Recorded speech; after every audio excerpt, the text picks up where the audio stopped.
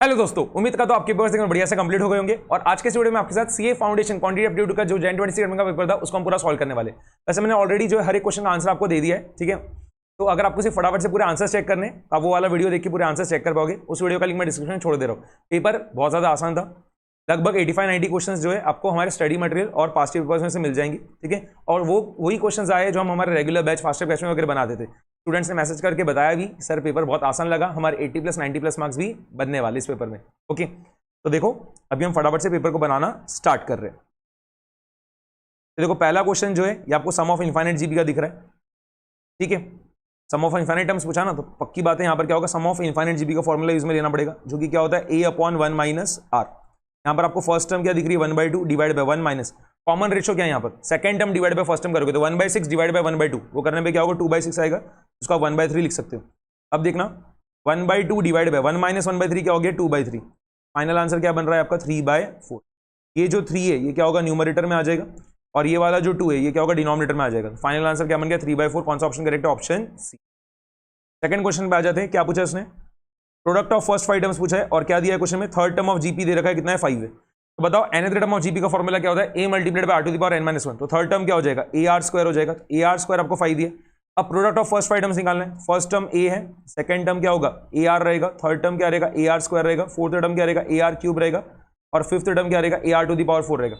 Multiplication करने में तो क्या आ रहा है a⁵ आ जाएगा, और r⁴ क्या होगा 1 + 2 + 3 + 4, जो कि कितना हो जाएगा 10।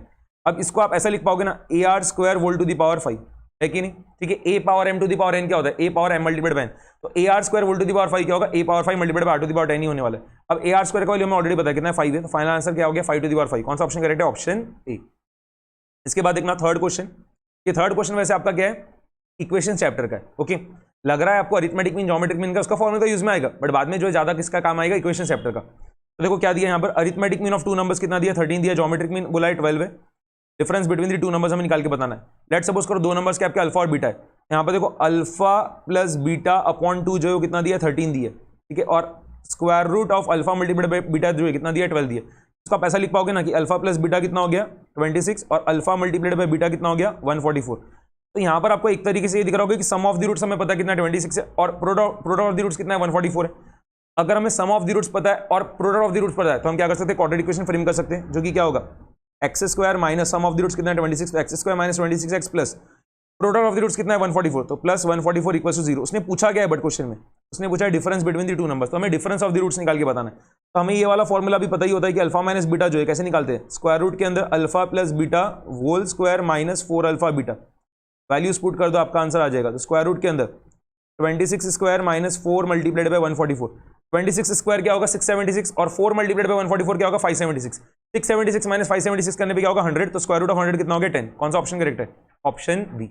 ओके, क्वेश्चन नंबर 4 देखना, frequency density of a class interval में be defined as the ratio of, frequency density का सिर्फ उसने फॉर्मूला पूछा है, क्या होता है frequency of that class interval to the corresponding class length, ठीक है। उस क्लास इंटरवल का फ्रीक्वेंसी डिवाइडेड बाय उस क्लास इंटरवल का जो क्लास लेंथ है, क्लास विड्थ भी बोल सकते हो उसको आप। यहाँ पर ऑप्शन नंबर बी करेक्ट आएगा। जो मैंने वीडियो रिलीज किया था जिसमें मैंने सॉल्यूशंस बताए थे, उसमें पता नहीं बहुत सारे स्टूडेंट्स कमेंट करके बोल रहे थे कि सर इसका आंसर ऑप्शन नंबर सी आएगा, ऑप्शन नंबर सी आ ही नहीं सकता, ठीक है। ये वाला स्टेटमेंट अपने आप में वेग है, गलत है। Frequency of that class frequency क्या होता है, ऐसी कोई चीज होती ही नहीं है। ओके, तो ऑप्शन नंबर सी को तो आपने वैसे ही काट देना चाहिए था, इसका आंसर ऑप्शन नंबर बी आएगा। इसके बाद देखना क्वेश्चन नंबर 5 जो है, a market researcher divides the city into 5 regions where variation within region is little and there is a maximum variation between regions। बस इतना ही पढ़ के आंसर आ जाएगा। क्या ये स्ट्रेटिफाइड सैंपलिंग है, ठीक है। स्ट्रेटिफाइड सैंपलिंग का उसने डेफिनेशन ही दे डाला ना एक तरीके से, इसका आंसर ऑप्शन नंबर सी आएगा, आगे पढ़ने की जरूरत तक नहीं है। लॉजिकल रीजनिंग के जो क्वेश्चन है उसके आंसर्स मैं आपको बाद में निकाल के बता दूंगा, ठीक है। पहले हम क्या कर रहे हैं, जितने भी हमारे स्टैटिस्टिक्स और बिजनेस मैथमेटिक्स के क्वेश्चन के आंसर मैं आपको फटाफट से बता रहा हूँ।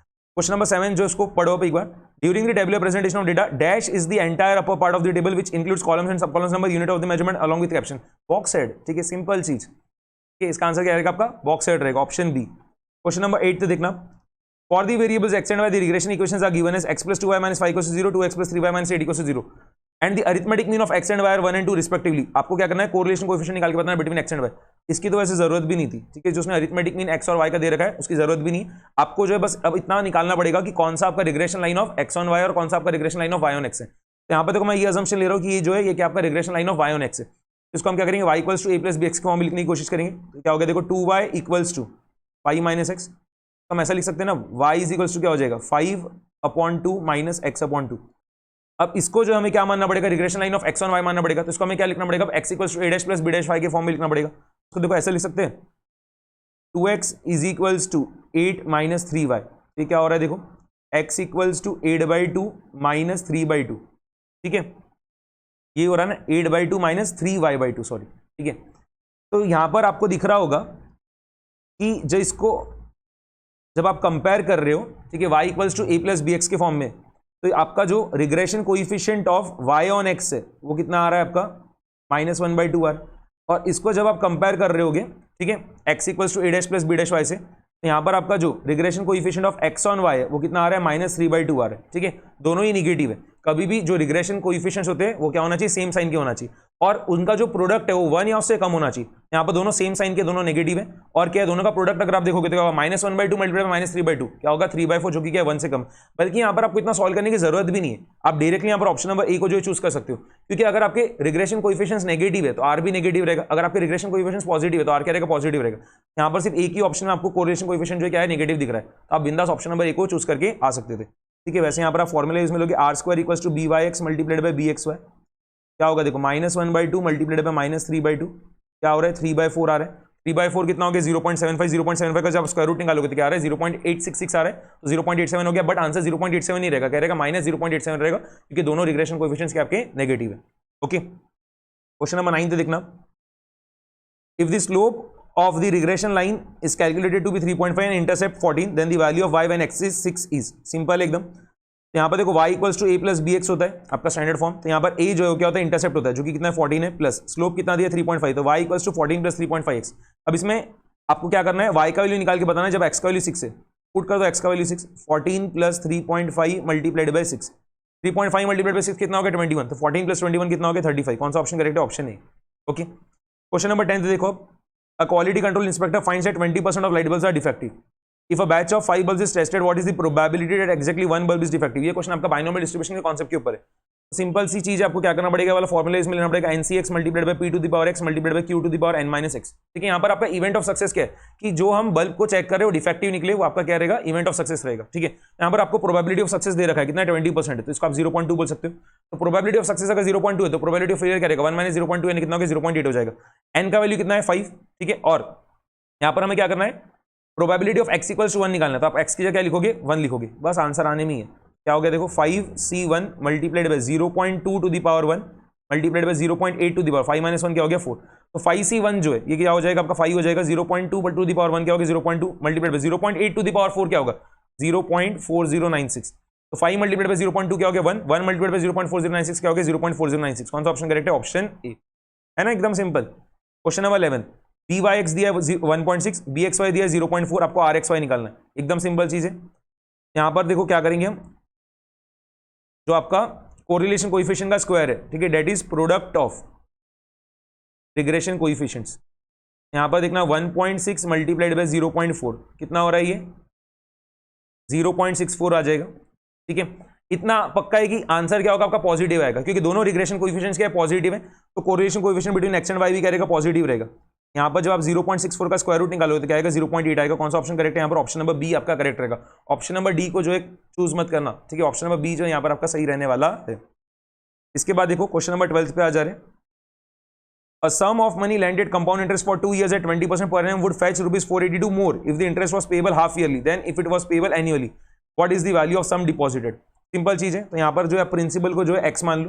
ठीक है, अगर आपका जो है कन्वर्जन पीरियड क्या होता है हाफ ईयरली होता है, तो उसके इसमें आप मुझे बताना 2 साल के बाद जो है अमाउंट क्या रहेगा। अमाउंट का फॉर्मूला क्या होता है, p multiplied by 1 plus i whole to the power n। ठीक है, और यहाँ पर देखो कन्वर्जन पीरियड अगर आपका हाफ ईयरली होता है तो आपको क्या करना पड़ेगा, रेट ऑफ इंटरेस्ट जो उसको 2 से डिवाइड करना पड़ेगा, और जब आपका टाइम पीरियड उसको आपको 2 से मल्टीप्लाई करना पड़ेगा। तो यहाँ पर देखो क्या होगा, प्रिंसिपल को मैंने x माना था, multiplied by 1 plus i, 20% divide by 2 क्या हो गया 10% हो गया, तो 1 प्लस 0.1, 10% डेसिमल में क्या हो जाएगा 0.1, ये हो गया 1.1 टू दी पावर। यहाँ पर आपका टाइम पीरियड जो है क्या 2 इयर्स है, but conversion period half yearly है, तो क्या करना पड़ेगा टाइम पीरियड को 2 से मल्टीप्लाई करना पड़ेगा, तो 2 मल्टीप्लाइड बाय 2 कितना हो गया 4। तो ये आपका अमाउंट रहेगा at the end of 2 years. ठीक है, अगर आपका conversion period half yearly, rate of interest क्या है 20% पर एनम और टाइम पीरियड 2 इयर्स है, तो उस केस में आपका अमाउंट जो रहेगा at the end of 2 years वो क्या रहेगा x multiplied by 1.1 to the power 4 रहने वाला है। समझ में आ गया ना कि हमने जो रेट ऑफ इंटरेस्ट उसको 2 से डिवाइड किया और जो टाइम पीरियड उसको हमने क्या करा 2 से मल्टीप्लाई किया। अगर हमारा कन्वर्जन पीरियड जो है क्या है, हाफ ईयरली नहीं है, एनुअली है, ठीक है, सादा सिंपल है, तो उस केस में जो है हमारा amount at the end of 2 years क्या रहेगा, x मल्टीप्लाइड बाय 1 प्लस आई, ठीक है, यहाँ पर अब क्या होगा 1 प्लस 0.2 यानी कितना हो गया 1.2, और टाइम पीरियड कितना है 2 ईयर्स। इन दोनों का डिफरेंस जो है दे रखा है कितना है 482 है, ठीक है। बस इक्वेशन को सॉल्व करो, आपका x का वैल्यू निकल के आ जाएगा। यहाँ पर जब आप x कॉमन निकाल रहे हो तो क्या होगा 1.1 to the power 4 minus 1.2 square, तो आप 1.1 टू द पावर 4 जो है पहले निकाल लो, कितना आ रहा है 1.4641 आ रहा है, 1.4641 माइनस 1.2 का स्क्वायर क्या होगा 1.44 इज इक्वल्स टू 482। यहाँ पर देखना 1.4641 माइनस 1.44 ये हो गया आपका 0.0241, तो 482 डिवाइडेड बाय 0.0241 ये करने पे क्या हो रहा है x का वैल्यू जो है, ठीक है, x का वैल्यू जो है कितना आ रहा है 20,000 आ रहा है। कौन सा ऑप्शन करेक्ट है, ऑप्शन डी, आ गया आंसर, ठीक है। क्वेश्चन नंबर 13 देखना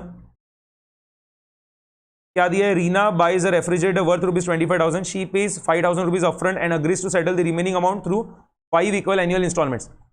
इसका मतलब उसने लोन कितने अमाउंट का लिया 20,000 रुपए का, ठीक है, 25,000 माइनस 5,000 जो करने पे क्या होगा 20,000। The unpaid balance carries an interest of 18% per annum compounded annually, calculate the approximate value of each annual instalment. ये वाला क्वेश्चन किसका है आपका, present value of ordinary annuity का है, क्योंकि यहाँ पर क्या है लोन लिया गया है और लोन जो है क्या हो रहा है इंस्टॉलमेंट्स में रिपे किया जा रहा है, तो यहाँ पर क्या होगा आपका present value of ordinary annuity का फॉर्मूला इसमें आएगा। और यहाँ पर आप इक्वेशन कैसे बनाते हो, loan amount is equals to what, present value of ordinary annuity. Question में अगर कुछ भी मेंशन नहीं आपको अभी भी क्या मानना पड़ेगा कि इंस्टॉलमेंट जो क्या हो रहा है ईयर के एंड में पे किया जा रहा है, तो ऑर्डिनरी एन्युटी आपको अज्यूम करना पड़ेगा। यहाँ पर देखो लोन अमाउंट कितना है 20,000 है, is equals to present value of ordinary annuity. क्या होता है formula present value of ordinary annuity का, A multiplied by present value annuity factor. यहाँ पर देखो अमाउंट ऑफ ईच इंस्टॉलमेंट वही तो हमें निकालना है, multiplied by present value annuity factor, क्या है यहाँ पर आपका रेट ऑफ इंटरेस्ट कितना है 18% है, तो 0.18, और कितने इंस्टॉलमेंट्स है 5 इंस्टॉलमेंट्स। अब यहाँ पर देखो आपको प्रेजेंट वैल्यू एन्युटी फैक्टर जो है 0.18,5 ये कैलकुलेटर में निकालने की जरूरत भी नहीं है, उसने क्वेश्चन में दिया आपको 3.12717। यहाँ पर देखो ए क्या रहेगा 20,000 डिवाइडेड बाय 3.12717 कितना आ रहा है 6395.56। कौन सा ऑप्शन क्लोजेस्ट है, ऑप्शन बी, तो ऑप्शन नंबर बी यहाँ पर क्या रहेगा आपका करेक्ट आंसर रहने वाला है। क्वेश्चन नंबर 14 देखना, Mr. Ravi allocates a corpus of 50,000 rupees into a term deposit account which accrues interest at a nominal annual rate of 10% compounded on a quarterly basis. What will be the effective annual rate of interest? तो बस आपको क्या करना है, effective rate of interest का formula इसमें लेना, आपका आंसर आ जाएगा। क्या होता है formula 1 plus i upon n whole to the power n minus 1।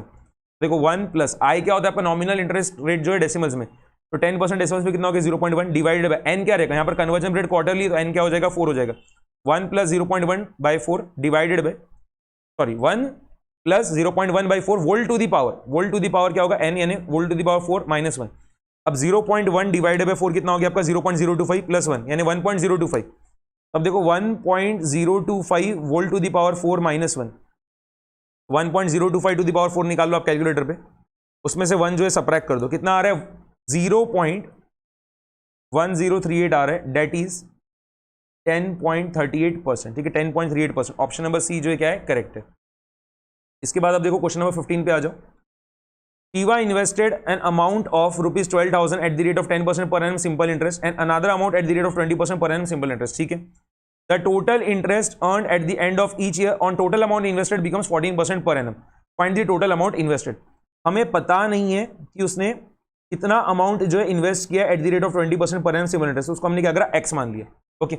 अब देखो ये जो 12,000 रुपए हमने इन्वेस्ट किए 10% पर एनम सिंपल इंटरेस्ट पे, इसके ऊपर हम कितना ब्याज कमाएंगे, कितना इंटरेस्ट अर्न करेंगे एक साल में। सिंपल है क्या करना पड़ेगा 12,000 मल्टीप्लाइड बाय 10%, ओके, और एक ही साल की बात है तो मल्टीप्लाइड बाय 1 प्लस अब ये जो हमने एक्स अमाउंट इन्वेस्ट किया, ठीक है 20% पर एनम के हिसाब से, उसके ऊपर हम कितना इंटरेस्ट अर्न करेंगे, क्या होगा x multiplied by 20% multiplied by 1। ये क्या हो गया हमारा पूरा मिला के टोटल इंटरेस्ट अर्न, ठीक है। और वो क्या बोल रखा है total interest earn eight the end of the year on total amount invested becomes 14% per annum.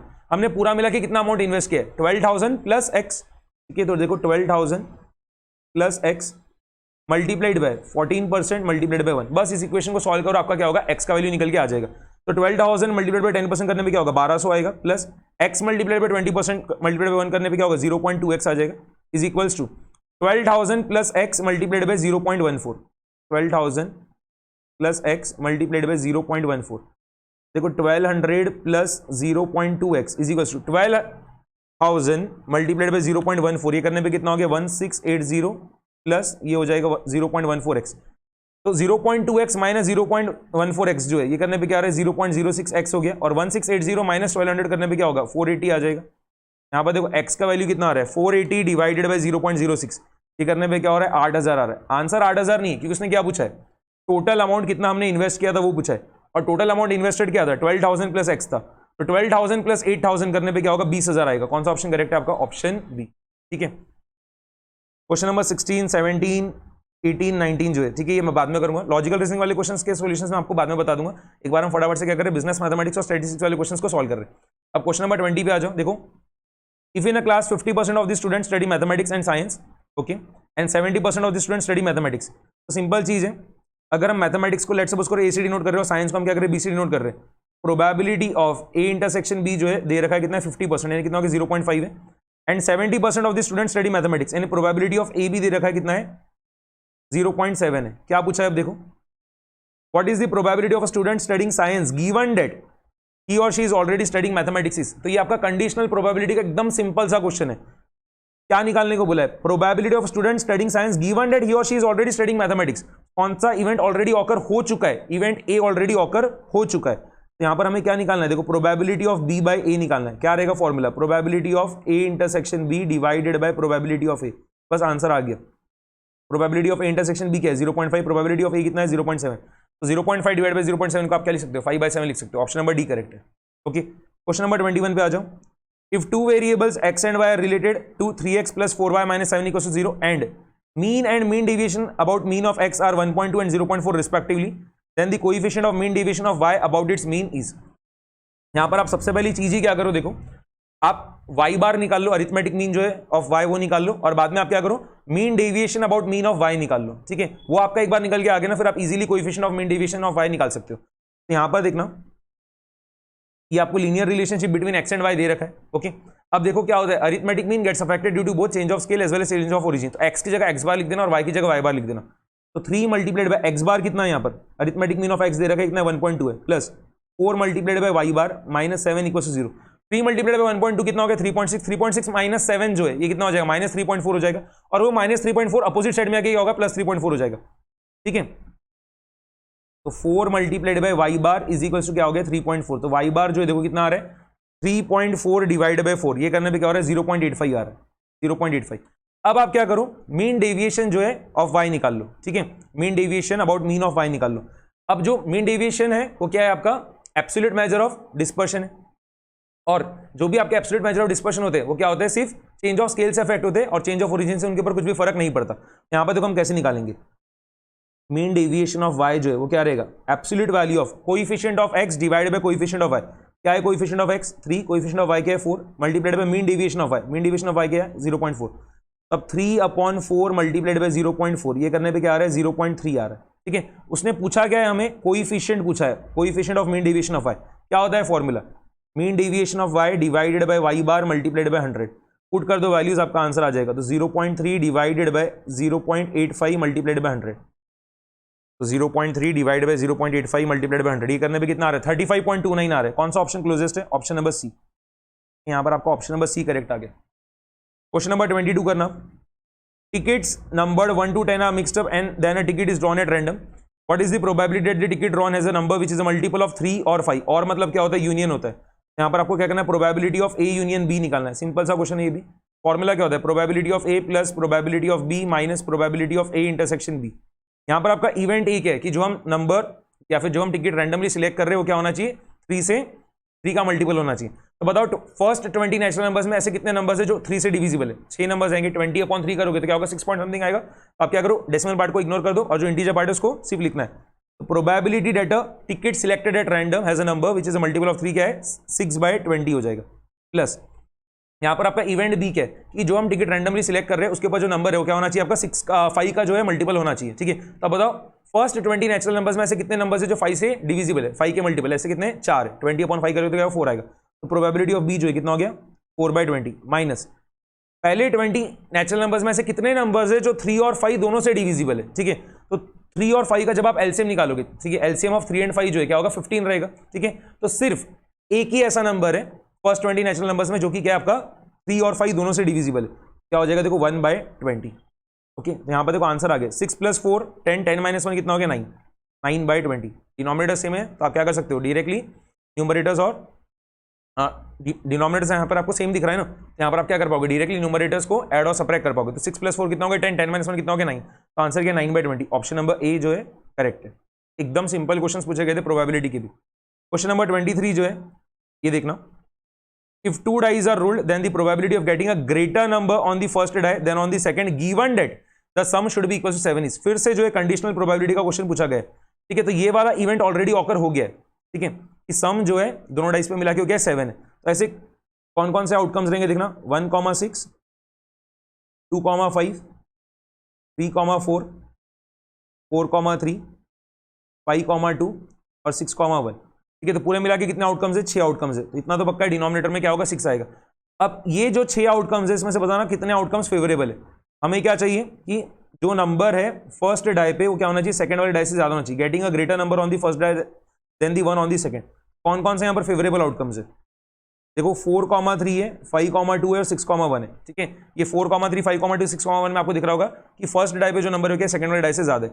Favourable outcomes कितने हैं, 3 है। 3/6 यानी कितना हो गया 1/2। कौन सा ऑप्शन करेक्ट है, ऑप्शन ए है कि नहीं आसान, ठीक है। क्वेश्चन नंबर 24 जो है आपका लीनियर इनइक्वालिटी चैप्टर से क्वेश्चन है। 5 - 2x/3 इज लेस देन और 6/6 - 5। ये सेम क्वेश्चन मैंने आपको जो है ना मैराथन जो लिया था मैंने, ठीक है, पेपर के पहले, उसमें भी सेम इनइक्वालिटी दे रखी थी। इसको देखो बहुत इजीली आप सॉल्व कर पाओगे। क्या करो, ये जो x/6 है इसको जो है क्या करो अपोजिट साइड में लेके आ जाओ, तो क्या हो जाएगा -x/6 हो जाएगा। 5 - 2x/3 -x/6 is less than और इक्वल्स टू -5। अब यहां पर देखो हम क्या कर रहे हैं, डिनोमिनेटर सेम कर रहे हैं, तो 2 से मल्टीप्लाई कर दिया, ठीक है, numerator as well as denominator में। अब 2 मल्टीप्लाइड बाय 5 देखो क्या हो गया 10, और 2 मल्टीप्लाइड बाय -2x कितना हो गया -4x। तो 10 - 4x upon 6 -x/6 less than और इक्वल्स टू -5। डिनोमिनेटर सेम है तो आप क्या कर सकते हो, न्यूमरेटर्स को डायरेक्टली सबट्रैक्ट कर पाओगे। तो 10 - 4x - x जो है ये करने पे क्या होगा 10 - 5x हो जाएगा, डिवाइडेड बाय 6 लेस देन और इक्वल्स टू -5। अब ये जो 6 है ये अपोजिट साइड में क्या होगा, मल्टीप्लीकेशन में आ जाएगा। तो -5 मल्टीप्लाइड बाय 6 कितना हो गया -30। 10 - 5x लेस देन और इक्वल्स टू -30, ठीक है। अब ये जो 10 है ये यहां जाके क्या हो गया -10 हो गया। -5x लेस देन और इक्वल्स टू क्या हो जाएगा -30 -10 कितना हो गया -40। अब यहां पर आप मिस्टेक कर सकते हो, अगर यहां पर आप क्या कर रहे हो माइनस साइन दोनों ही साइड्स जो है इनइक्वालिटी की वजह से आप एलिमिनेट कर दे रहे हो, तो गलत हो जाएगा। अगर आप इसको एलिमिनेट कर रहे हो तो आपको साथ में एक और चीज क्या करना पड़ेगा, जो इनइक्वालिटी का साइन उसको क्या करना पड़ेगा, रिवर्स करना पड़ेगा। तो क्या हो जाएगा लेस देन और इक्वल्स टू जो क्या हो जाएगा ग्रेटर देन और इक्वल्स टू हो जाएगा। उसको आप ऐसा लिखो 5x ग्रेटर देन और इक्वल्स टू 40। अब आएगा आंसर क्या हो गया, x ग्रेटर देन और इक्वल्स टू 8। 40/5 क्या हो गया 8। कौन सा ऑप्शन करेक्ट है, ऑप्शन ए। ओके, क्वेश्चन नंबर 25 देखना, 2x + 3y जो 34 दे रखा है और x + y/y कितना 13/8। आपको जो है 7x + 5y का वैल्यू निकालना है। यहां पर देख लो, पहले आप इस इक्वेशन को सॉल्व कर लो। तो क्रॉस मल्टीप्लीकेशन करोगे तो क्या होगा 8x + 8y is equals to क्या दिख रहा है 13y। क्या हो जाएगा देखो 8x इज इक्वल्स टू क्या हो गया 13y - 8y कितना हो गया 5y हो गया, ठीक है। x का value in terms of y क्या हो रहा है, x का value in terms of y जो है वो क्या हो जाएगा देखो 5y/8। x is equals to 5y/8। अब हम क्या कर रहे हैं, जो पहला वाला इक्वेशन है जो इसको इसमें यूज में ले रहे हैं, तो 2x + 3y = 34 है। x की जगह जो है देखो मैं क्या कर रहा हूँ 5y/8 लिख रहा हूँ। 2 मल्टीप्लाइड बाय 5y/8 + 3y = 34। अब देखना इसको आप 5y/4 लिख पाओगे, 5y/4 2 मल्टीप्लाइड बाय 1 2 2 मल्टीप्लाइड 4 क्या हो गया 8। तो 5y/4 + 3y = 34। क्रॉस मल्टीप्लीकेशन कर लो, तो 4 मल्टीप्लाइड बाय 3y कितना हो गया 12y। 5y + 12y कितना हो गया 17y, ठीक है। और ये 4 जो डिनोमिनेटर में था वो अपोजिट साइड में क्या होगा मल्टीप्लिकेशन में आ जाएगा। तो 34 मल्टीप्लाइड बाय 4 जो है वो करने पे कितना आ रहा है देखो 34 मल्टीप्लाइड बाय 4 जो ये करने पे कितना आ रहा है 136 आ रहा है। यहाँ पर देखो आपका y का वैल्यू निकल के आ रहा है, y का वैल्यू कितना आ गया 8 आ गया। 136/17 को जो करने पे क्या हो गया 8 आ गया। अब इजीली आप x का वैल्यू भी निकाल सकते हो, ठीक है। इसके थ्रू आप क्या कर पाओगे x का वैल्यू निकाल पाओगे। तो कितना आ रहा है x का वैल्यू देखो 5 मल्टीप्लाइड बाय 8 डिवाइडेड बाय 8, तो क्या हो रहा है x का वैल्यू आपका 5 आ गया। बस अब आपको क्या करना था 7x + 5y जो है उसका वैल्यू निकालना था। x की जगह 5 लिख दी और y की जगह 10 लिख दी। तो 7 मल्टीप्लाइड बाय 5 कितना हो गया 35 प्लस 5 मल्टीप्लाइड बाय, एक सेकेंड कुछ मिस्टेक किया मैंने, हाँ x की जगह 5 लिख दी और y की जगह 10 नहीं 8 लिखना पड़ेगा, ठीक है सॉरी, y की जगह आपको 8 लिखना पड़ेगा। तो 7 मल्टीप्लाइड बाय 5 कितना हो गया आपका 35 और 5 मल्टीप्लाइड बाय 8 कितना हो गया 40। तो 35 + 40 करने पे कितना आ रहा है 75 आ रहा है, ऑप्शन सी। ओके, क्वेश्चन नंबर 26 को अगर आप पूरा सॉल्व करने जाओगे तो बहुत टाइम लग जाएगा। शॉर्टकट तरीके से आप इसको सॉल्व कर सकते हो। सिमिलर टाइप का क्वेश्चन जो है क्या है स्टेडीमेट में भी दे रखा है। एक्सरसाइज मेरे ख्याल से 2G या 2F के अंदर क्वेश्चन दे रखा है ये वाला ये। ओके, तो यहाँ पर इसको अगर आप पूरा सॉल्व करोगे तो क्वाड्रेटिक इक्वेशन यूज में आएगा, बट इतना कुछ करने की जरूरत नहीं, इसको आप डायरेक्टली जो है ऑप्शन से कर पाओगे। यहाँ पर देखो क्या है पहला नंबर जो दिया स्क्वायर रूट में क्या है 5 है, और बाद के सभी नंबर्स भी क्या है पॉजिटिव ही है। तो इतना पक्का है कि आंसर जो है वो क्या रहेगा, स्क्वायर रूट ऑफ 5 से तो ज्यादा ही आएगा। ठीक है, स्क्वायर रूट ऑफ 5 जो है कैलकुलेटर पे निकाल लो, कितना आ रहा है 2.236, 2.236। तो फाइनल आंसर तो पक्की बात है क्या होगा, 2.236 से तो ज्यादा ही रहना चाहिए। ऑप्शन नंबर ए एलिमिनेट हो गया, ऑप्शन नंबर सी एलिमिनेट हो गया। ऑप्शन नंबर डी को भी आप एलिमिनेट कर सकते हो। ठीक है, कैसे देखो, स्क्वायर रूट ऑफ 21 जो है वो क्या रहेगा, 21 का स्क्वायर रूट निकाल लो, कितना आ रहा है 4.58 समथिंग आ रहा है, उसमें से 1 सबट्रैक्ट करो, डिवाइड बाय 2 करो, कितना आ रहा है 1.79 आ रहा है। इस चीज का वैल्यू भी कितना आ रहा है 1.79 आ रहा है, जो कि क्या है 2.236 से कम है। कौन सा बचा, option B correct answer, simple. ठीक है, क्वेश्चन नंबर 27 देखना, यहां पर भी क्या है, देखो दो लीनियर इनइक्वालिटीज है, इनको सॉल्व करो और बाद में उसका आपको क्या करना रहेगा, इंटरसेक्शन निकालना पड़ेगा। तो 5 minus 2x by 4 is less than और equals to x by 8 minus 5। ये वाला जो लीनियर इनइक्वालिटी है ये तो ये वाले क्वेश्चन के जैसा ही है। ठीक है, फटाफट से इसको सॉल्व कर लो। यहां पर देखो मैं सॉल्व कर रहा हूं, 5 minus 2x upon 4 minus x upon 8 is less than और इक्वल्स टू माइनस 5। फिर से हम क्या कर रहे हैं, डिनोमिनेटर सेम कर रहे हैं। यहाँ पर इसको देखो मल्टीप्लाई बाय 2 कर दिए, numerator as well as denominator में। अब 2 मल्टीप्लाइड बाय 5 करने पे क्या हो रहा है, देखो 10 आ रहा है, और 2 मल्टीप्लाइड बाय माइनस 2x करने पे क्या हो रहा है, माइनस 4x आ रहा है। और अब डिनोमिनेटर सेम हो गए तो आप क्या कर सकते हो, डायरेक्टली न्यूमरेटर्स को सबट्रैक्ट कर सकते हो। तो minus x divided bye 8 less than और इक्वल्स टू माइनस 5। अब देखो ये क्या हो गया आपका 10 minus 5x is less than और इक्वल्स टू माइनस 40। अब ये वाला जो 10 है ये अपोजिट साइड में क्या होगा, माइनस 10 हो जाएगा। क्या दिख रहा है आपको, minus 5x is less than और इक्वल्स टू माइनस 40 माइनस 10 यानी कितना हो गया, माइनस 50 हो गया। माइनस साइन अगर आप क्या कर रहे हो, एलिमिनेट कर रहे हो दोनों ही साइड्स के इनइक्वालिटी से। अगर आप ये माइनस साइड को क्या कर रहे हो, एलिमिनेट कर रहे हो, तो आपको क्या करना पड़ेगा, इनइक्वालिटी का साइन जो उसको रिवर्स करना पड़ेगा। तो क्या हो जाएगा, देखो x ग्रेटर देन और equals to 5x greater than और इक्वल्स टू 50, क्या हो रहा है x ग्रेटर देन और equals to 10, x greater than और इक्वल्स टू 10। अब उसी तरीके से आप क्या करो, ये जो दूसरा इनइक्वालिटी है इसको भी फटाफट से बना लो। यहां पर देखो क्या होगा, x plus 4 upon 3 less than और इक्वल्स टू 6 है। तो क्या हो जाएगा, x प्लस 4 लेस देन और इक्वल्स टू 6 मल्टीप्लाइड बाय 3 कितना हो गया 18। तो क्या आ रहा है आपका x लेस देन और इक्वल्स टू 18 माइनस 4 कितना हो गया 14। अब इन दोनों का आपको क्या करना है, इंटरसेक्शन निकालना है। इंटरसेक्शन x ग्रेटर देन और इक्वल्स टू 10 और साथ में हमें क्या चाहिए, x लेस देन और इक्वल्स टू 14। समझ में आ रही है बात, x जो है वो ग्रेटर देन और इक्वल्स टू 10 भी होना चाहिए और x जो है लेस देन और इक्वल्स टू 14 भी होना चाहिए। तो इन दोनों का जब आप इंटरसेक्शन निकालोगे तो क्या आएगा, सिंपल चीज है, x का वैल्यू क्या होना चाहिए 10 और 14 दोनों के बीच में लाई करना चाहिए। आंसर आ गया 10 इज लेस देन और equals to x is less than और इक्वल्स टू 14। ये हमारा आंसर है। कौन सा ऑप्शन करेक्ट है, ऑप्शन सी। ओके, क्वेश्चन नंबर 28 देखो, the cost of production of an item is given as c equals to 50x minus 5x square plus x cube by 6, where x is the number of items to be produced. If the average cost and marginal cost are equal, then the quantity of items should be produced is। तो पहले तो आप क्या करो, average cost निकालो। Average cost कैसे निकलेगा, total cost divide by number of items produced. ठीक है, तो टोटल कॉस्ट उसने क्वेश्चन में आपको दे रखा है, ये टोटल कॉस्ट उसने दिया है आपको क्वेश्चन में। ठीक है, आप एवरेज कॉस्ट कैसे निकालोगे, इसको x से डिवाइड कर दो। इसको जब आप x से डिवाइड कर रहे हो तो देखो क्या होगा, 50x डिवाइड बाय x करने पे क्या होगा 50 आएगा, minus 5x square divide by x करने पे क्या होगा 5x हो जाएगा, और plus x cube by x divide by x करने पे क्या होगा x स्क्वायर बाय 6 हो जाएगा। ये हमारा एवरेज कॉस्ट आ गया, ये हमारा एवरेज कॉस्ट आ गया। मार्जिनल कॉस्ट कैसे निकालोगे, सिंपल चीज है, जो हमें टोटल कॉस्ट फंक्शन दिया था उसका डिफरेंशिएशन निकाल लो। ठीक है, विद रिस्पेक्ट टू x पे क्या होगा, मार्जिनल कॉस्ट निकल के आ जाएगा। 50x का डिफरेंशिएशन क्या होगा 50 माइनस 5x का डिफरेंशिएशन क्या होगा 10x plus x cube by 6 का डिफरेंशिएशन क्या होगा 3x स्क्वायर बाय 6। तो इसको आप क्या लिख पाओगे, x स्क्वायर बाय 2 लिख पाओगे। ठीक है, x क्यूब का डिफरेंशिएशन क्या होता है 3x स्क्वायर होगा ना, तो यहां पर क्या हो जाएगा देखो x 3x स्क्वायर बाय 6 को आप क्या लिख पाओगे, फिर x स्क्वायर बाय 2 लिख पाओगे। अब उसने क्वेश्चन में क्या बोला है कि एवरेज कॉस्ट और मार्जिनल कॉस्ट जो है दोनों क्या है सेम है। ठीक है, तो इक्वेट कर दो। यहां पर देखो मैं लिख रहा हूं 50 minus 5x plus x square by 6 is equals to 50 minus 10x plus x square by 2। दिख रहा है आपको, ठीक है। चलो अब देखना क्या क्या चीज यहां पर एलिमिनेट हो जाएगी। ये 50 जो है ये कैंसिल हो जाएगा, ये जो माइनस 10x है ये यहां जाके प्लस 10x हो जाएगा, तो माइनस 5x प्लस 10x जो है ये करने पे क्या होगा 5x हो जाएगा, और ये वाला जो एक्स स्क्वायर बाय 6 है यहां जाके क्या होगा माइनस एक्स स्क्वायर बाय 6 हो जाएगा, x square by 2 minus x square by 6। ठीक है, तो आप ऐसा लिख पाओगे ना 5x is equals to 6 multiplied by x square क्या हो गया 6x square, 2 multiplied by x square क्या हो गया 2x स्क्वायर, तो 6x square minus 2x square क्या हो गया 4x स्क्वायर, और 2 मल्टीप्लाइड बाय 6 क्या हो गया 12, तो 4x square by 12, 4x square by 12 को जो आप क्या लिख पाओगे x स्क्वायर बाय 3 लिख पाओगे। ठीक है, यहां पर देखो ये जो x है और ये जो पावर 2 है वो कैंसिल आउट हो गया।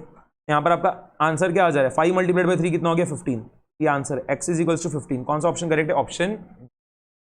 ठीक है, क्वेश्चन नंबर 29 जो है उसको देख लो एक बार। एफ ऑफ एक्स दे रखा है कितना है 3 multiplied by e to the power x square. आपको जो है ये पूरा एक्सप्रेशन जो है इसका वैल्यू निकाल के बताना है। सिंपल चीज है, एफ डैश ऑफ एक्स मतलब क्या करना होगा आपको, ये वाला जो फंक्शन दे रखा है उसका डिफरेंशिएशन निकालना है, ठीक है। और उसके लिए आपको क्या करना पड़ेगा, चेन रूल को यूज करना पड़ेगा। तो देखो एफ डैश ऑफ एक्स जो है, ठीक है, एफ डैश ऑफ एक्स जो है देखो क्या आने वाला है यहाँ पर, मैं यहाँ की यहीं लिखते जा रहा हूँ, ध्यान से लिखते जाना, 3 multiplied by e to the power x square. यहाँ पर ई का जो पावर है वो क्या दे रखा था, एक्स स्क्वायर दे रखा था ना, तो उसका आपको फिर से डिफरेंशिएशन करना पड़ेगा। तो एक्स स्क्वायर का डिफरेंशिएशन क्या होता है, 2x होता है, ठीक है। ये जो चीज मैंने पूरा लिखा है ये क्या है आपका f dash of x minus 2x multiplied by f of x, minus 2x multiplied by f of x क्या है आपका 3 multiplied by e to the power x square, okay, plus 1/6 multiplied by f of 0। F of 0 मतलब क्या करना पड़ेगा, ये वाले function में हमें एक्स की जगह 0 पुट करना पड़ेगा, 3 multiplied by e to the power 0 square minus f dash of 0। ये जो हमने एफ डैश ऑफ एक्स निकाला था इधर भी हम क्या करेंगे, 0 पुट करेंगे। तो यहाँ पर जब आप 0 पुट कर दोगे तो क्या होगा, 0 ही आएगा, ठीक है। देखो यहाँ पर एक टर्म जो है वो x है आपका, एंड एनीथिंग मल्टीप्लाइड बाई 0 जो है क्या होगा, 0 आएगा। एफ डैश ऑफ 0 जो है क्या आने वाला है, 0 ही आने वाला है। अब यहाँ पर भी आपको एक चीज दिख रही होगी, ये दोनों टर्म्स क्या है, सेम ही है, ये दोनों टर्म्स जो है क्या है, सेम है। ये क्या हो गया, कैंसिल आउट हो गया, ये चीज क्या हो रहा है, कैंसिल आउट हो जा रहा है।